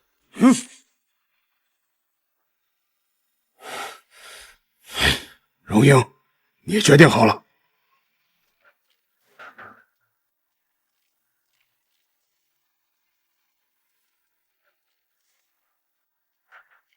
爹，祖母，荣英先回去了。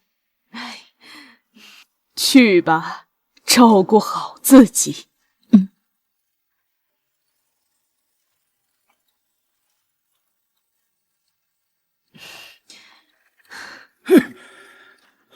哎呀，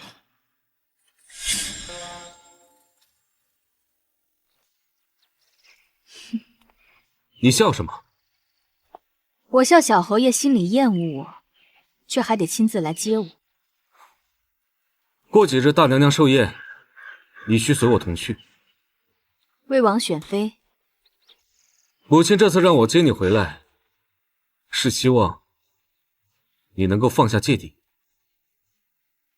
如果你能够接纳瑶儿，我们还是可以好好过日子的。你母亲闹了这么一通，你觉得你母亲乃至整个秦府的人对我没有芥蒂，心里怕是想着怎么弄死我吧？只要你能够安分守己，我定会护住你。是吗？那我很期待小侯爷如何护住我。小侯爷、少夫人，你们回来了！快，夫人啊，就等着你们回来呢。母亲早早就安排了厨房，做好了饭菜，就等着我接你回来。是吗？那真是劳烦母亲费心了。是呀，少夫人，夫人正等着您呢。快！若是我不去，倒显得我这当小辈的不领情。那就不要让母亲等太久。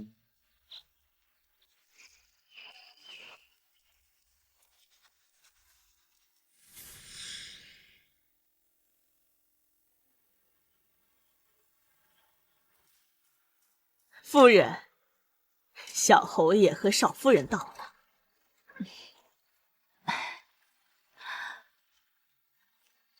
快坐下。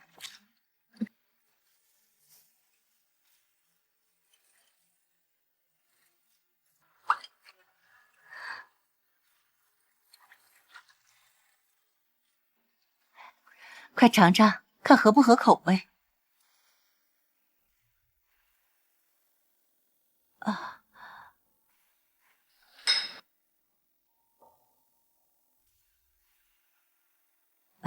尝尝。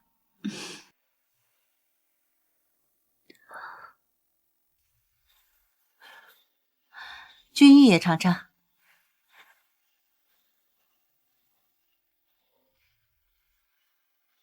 味道不错。守英，之前都是母亲的不是，还请你不要放在心上。母亲今日怎变得如此客气？母亲也实在难以开口。侯府中的困难你也知道，你二叔和三叔各凑了10万两银子，但对比那窟窿，还是杯水车薪。母亲不是打你嫁妆的主意，母亲只是想你把我们秦家给你们谢家的聘礼拿回来，虽然没有多少，但能有多少是多少。我和君毅也会想想别的办法，尽快把那窟窿给填上。荣英，待我们把那个窟窿填上之后，母亲会把欠你的都还给你。你放心好了，以后整个侯府都会由你和君毅来承担。母亲不希望你像我一样承受太多。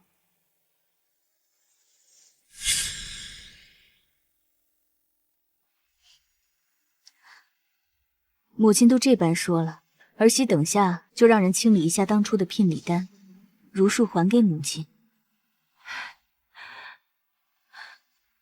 能说出这样的话，也真是让人笑掉大牙。如果不是走投无路，我们一定不会说出这么无耻的话。还请荣英不要放在心上。母亲放心，儿媳不会放在心上。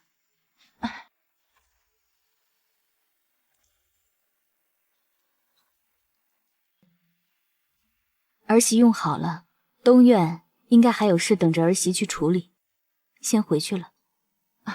去吧。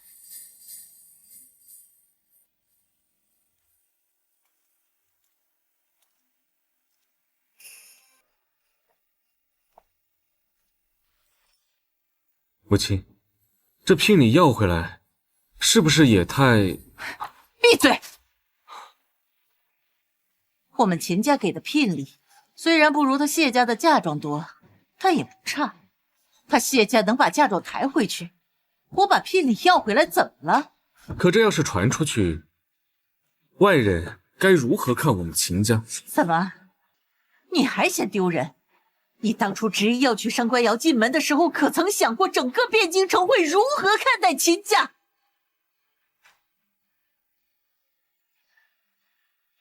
他谢家做初1，我秦家做15，别跟我提什么名声，这永义侯府的名声早就没了。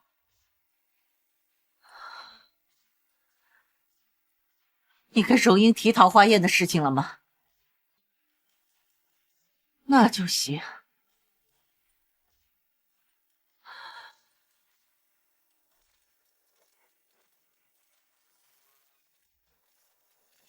都办妥了。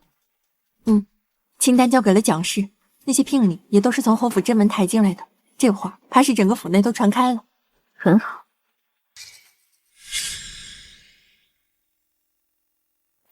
姑娘，奴婢还听说，薛夫人今早见过蒋夫人，此次桃花宴又是薛夫人主持，奴婢恐怕其中有诈。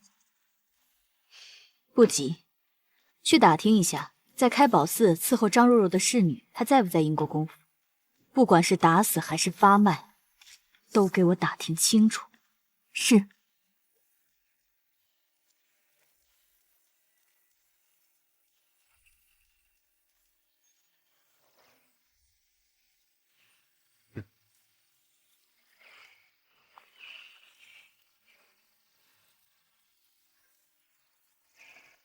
来了。谢氏。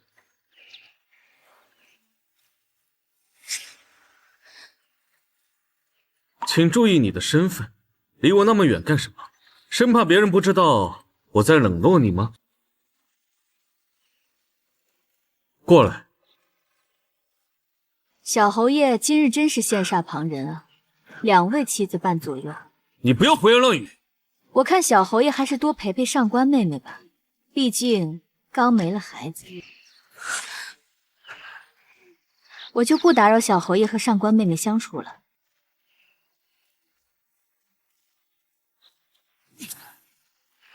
别生气了，相公，别生气。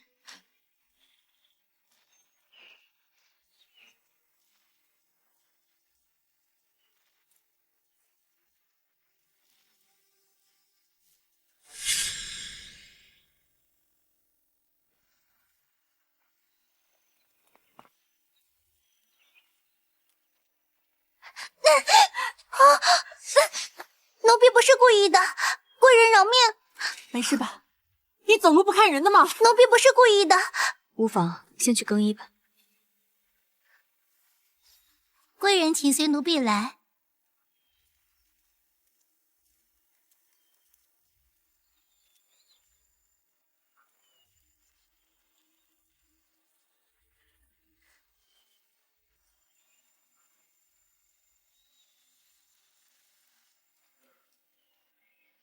怎么越走越没人了？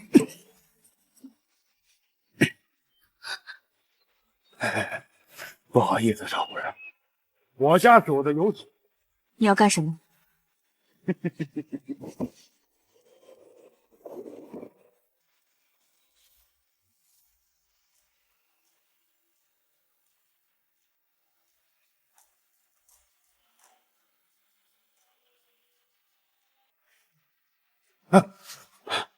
夫人，人带来了。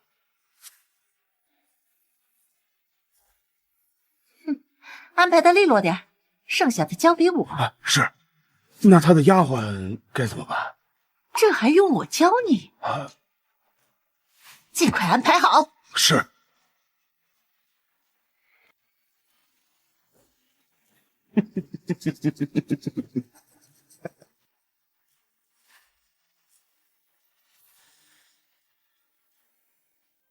尽快安排好。是。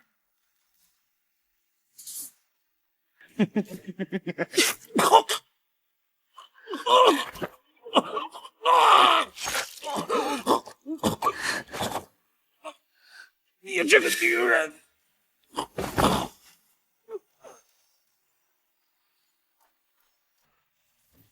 姑娘，你让手下盯着薛夫人。薛夫人和蒋夫人有个短暂的交集，只是离得太远，听不真切，只听到“魏王”2个字。听闻魏王殿下年少时就在战场厮杀，性格暴戾乖张，手段阴狠毒辣。原来薛夫人这次把我打晕，打的是这个主。姑娘，那接下来呢？既然薛夫人都把戏台子搭好了，那没人唱戏，怎么看戏？哎，你听说了吗？英国公府想把大姑娘嫁给太子，也不知道是真是假的。应该是，英国公府就是太子麾下的。大姑娘要是能嫁给太子，那两者间的关系不就牢固了吗？也不知道她是不是真的喜欢太子啊？世家女不就是用来稳固地位与权势的吗？英国公府绝对不会允许大姑娘别有二心。你们在说什么？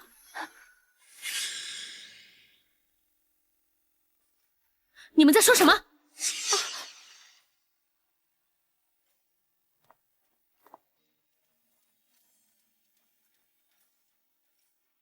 我明明喜欢的是魏王，怎么可能嫁给太子？万一家里逼着我嫁给太子，不行，绝不能坐以待毙。就算是做妾，我也要做魏王的妾。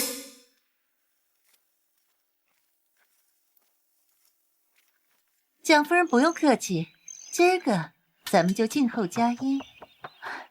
我也是这么想的。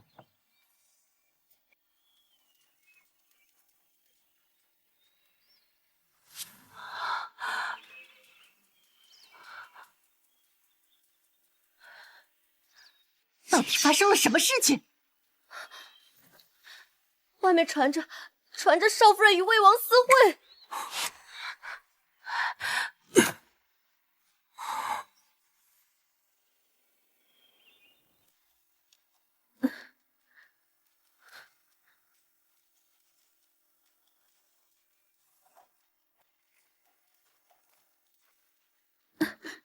王爷，你在这儿做什么？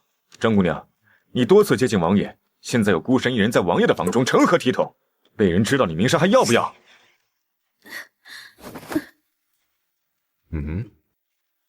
我不要什么名声，王爷，求求你娶了我吧。你可知你在说什么？臣女知道自己在说什么，只要王爷愿意娶臣女，哪怕是做妾，臣女也愿意。今日的事情，本王就当做什么都没有发生。送客。张姑娘，请吧。臣女不愿离开，臣女离开之后，王爷再听到臣女的消息，怕就是臣女不在世的消息。送客。王爷难道不怕我出去告诉别人？你看了我的身子吗？张姑娘，还请你快些离开，不然不要怪我一个大男人对你不客气。王爷，你当真要如此狠心吗？送客。不行！薛夫人到。你怎么在魏府这里？众人周知，太子和英国公交好，张姑娘自然是受英国公指使，前来跟王爷说一些想要嫁给王爷之类的话，好让王爷的名声受损。你在胡说八道什么？张姑娘刚刚有没有对王爷说一些莫名其妙的话？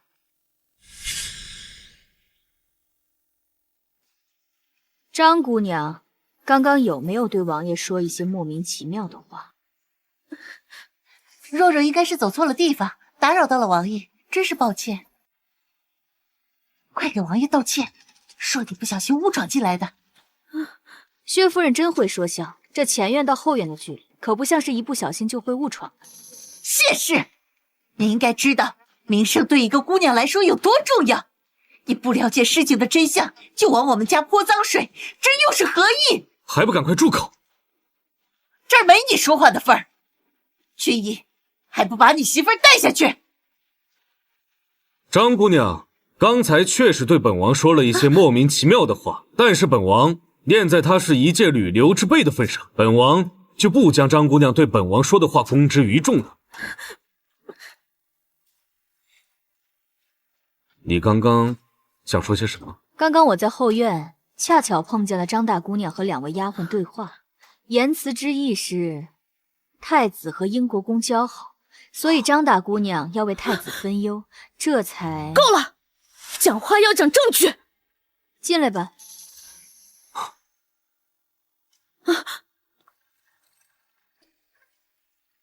奴婢是从小伺候大姑娘的，奴婢不想看着姑娘为了太子毁了自己的一辈子，求求你放过奴婢。东府，贱人，谁让你说出这番话来的？奴婢真的是为了你好，姑娘不能为了一个男人毁了自己，毁了张家。不，你胡说！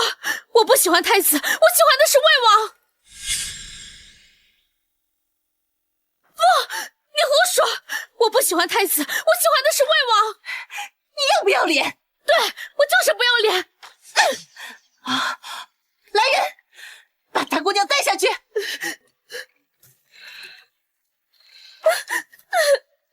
把这个贱人给我带下去！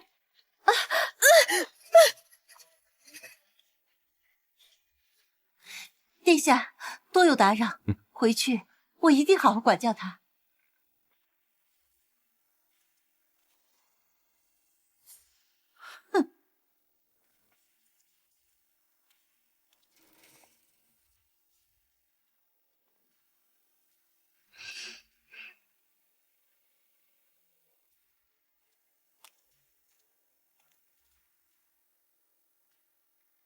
殿下，让姑娘这么一闹，不仅太子殿下明会受侮，英国公和太子殿下的关系也会紧张，这不是搬起石头砸自己的脚吗？这份礼物是他亲手交给本王的，本王很喜欢。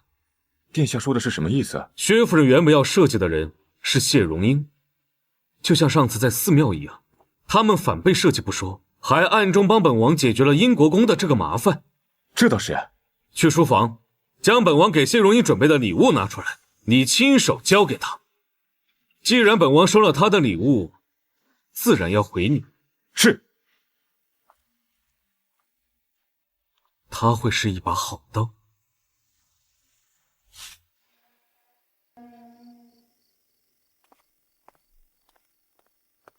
姑娘，外面有人给了我这个，让我务必交到您手上。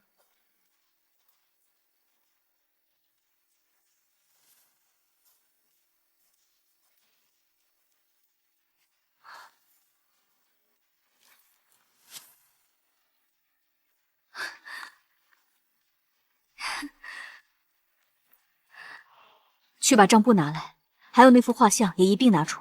姑娘，你要做什么？我要去状告整个秦府。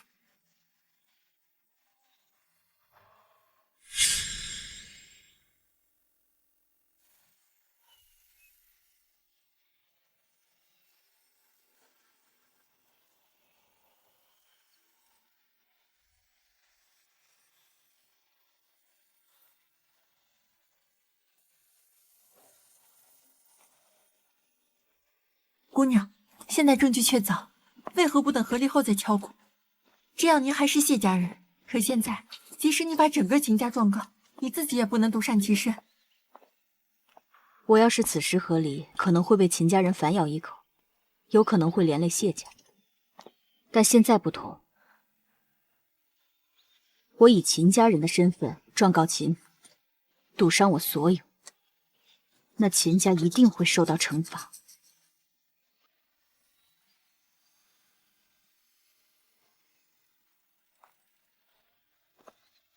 姑娘，可是为什么？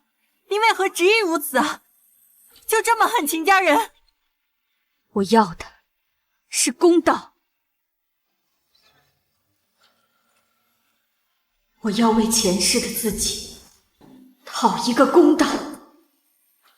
我17岁加入永义侯府，成亲1月有余，丈夫领军披挂出征，为了夫家，我呕心沥血，几乎断送了自己的一生，却落了个无人依仗的下场。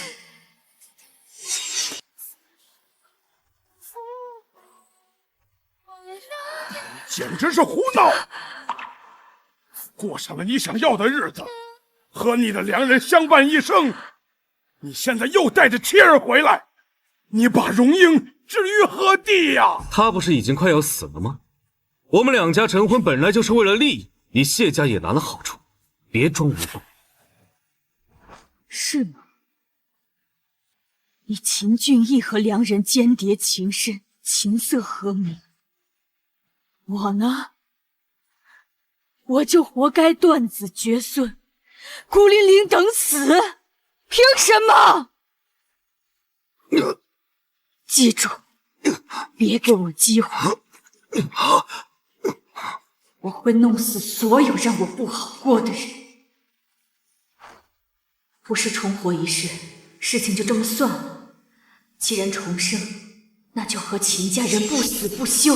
请皇上彻查秦家。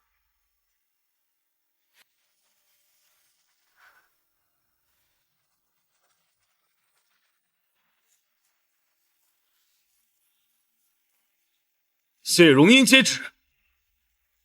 奉天承运，皇帝诏曰：永义侯府秦家私自挪用公家银子，胆大妄为，召回汴京。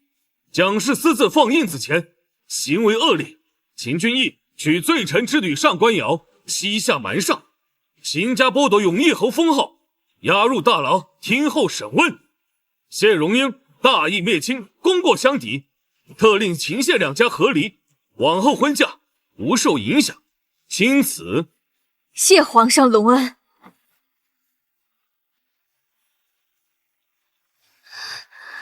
谢姑娘，有没有兴趣和本王做个交易？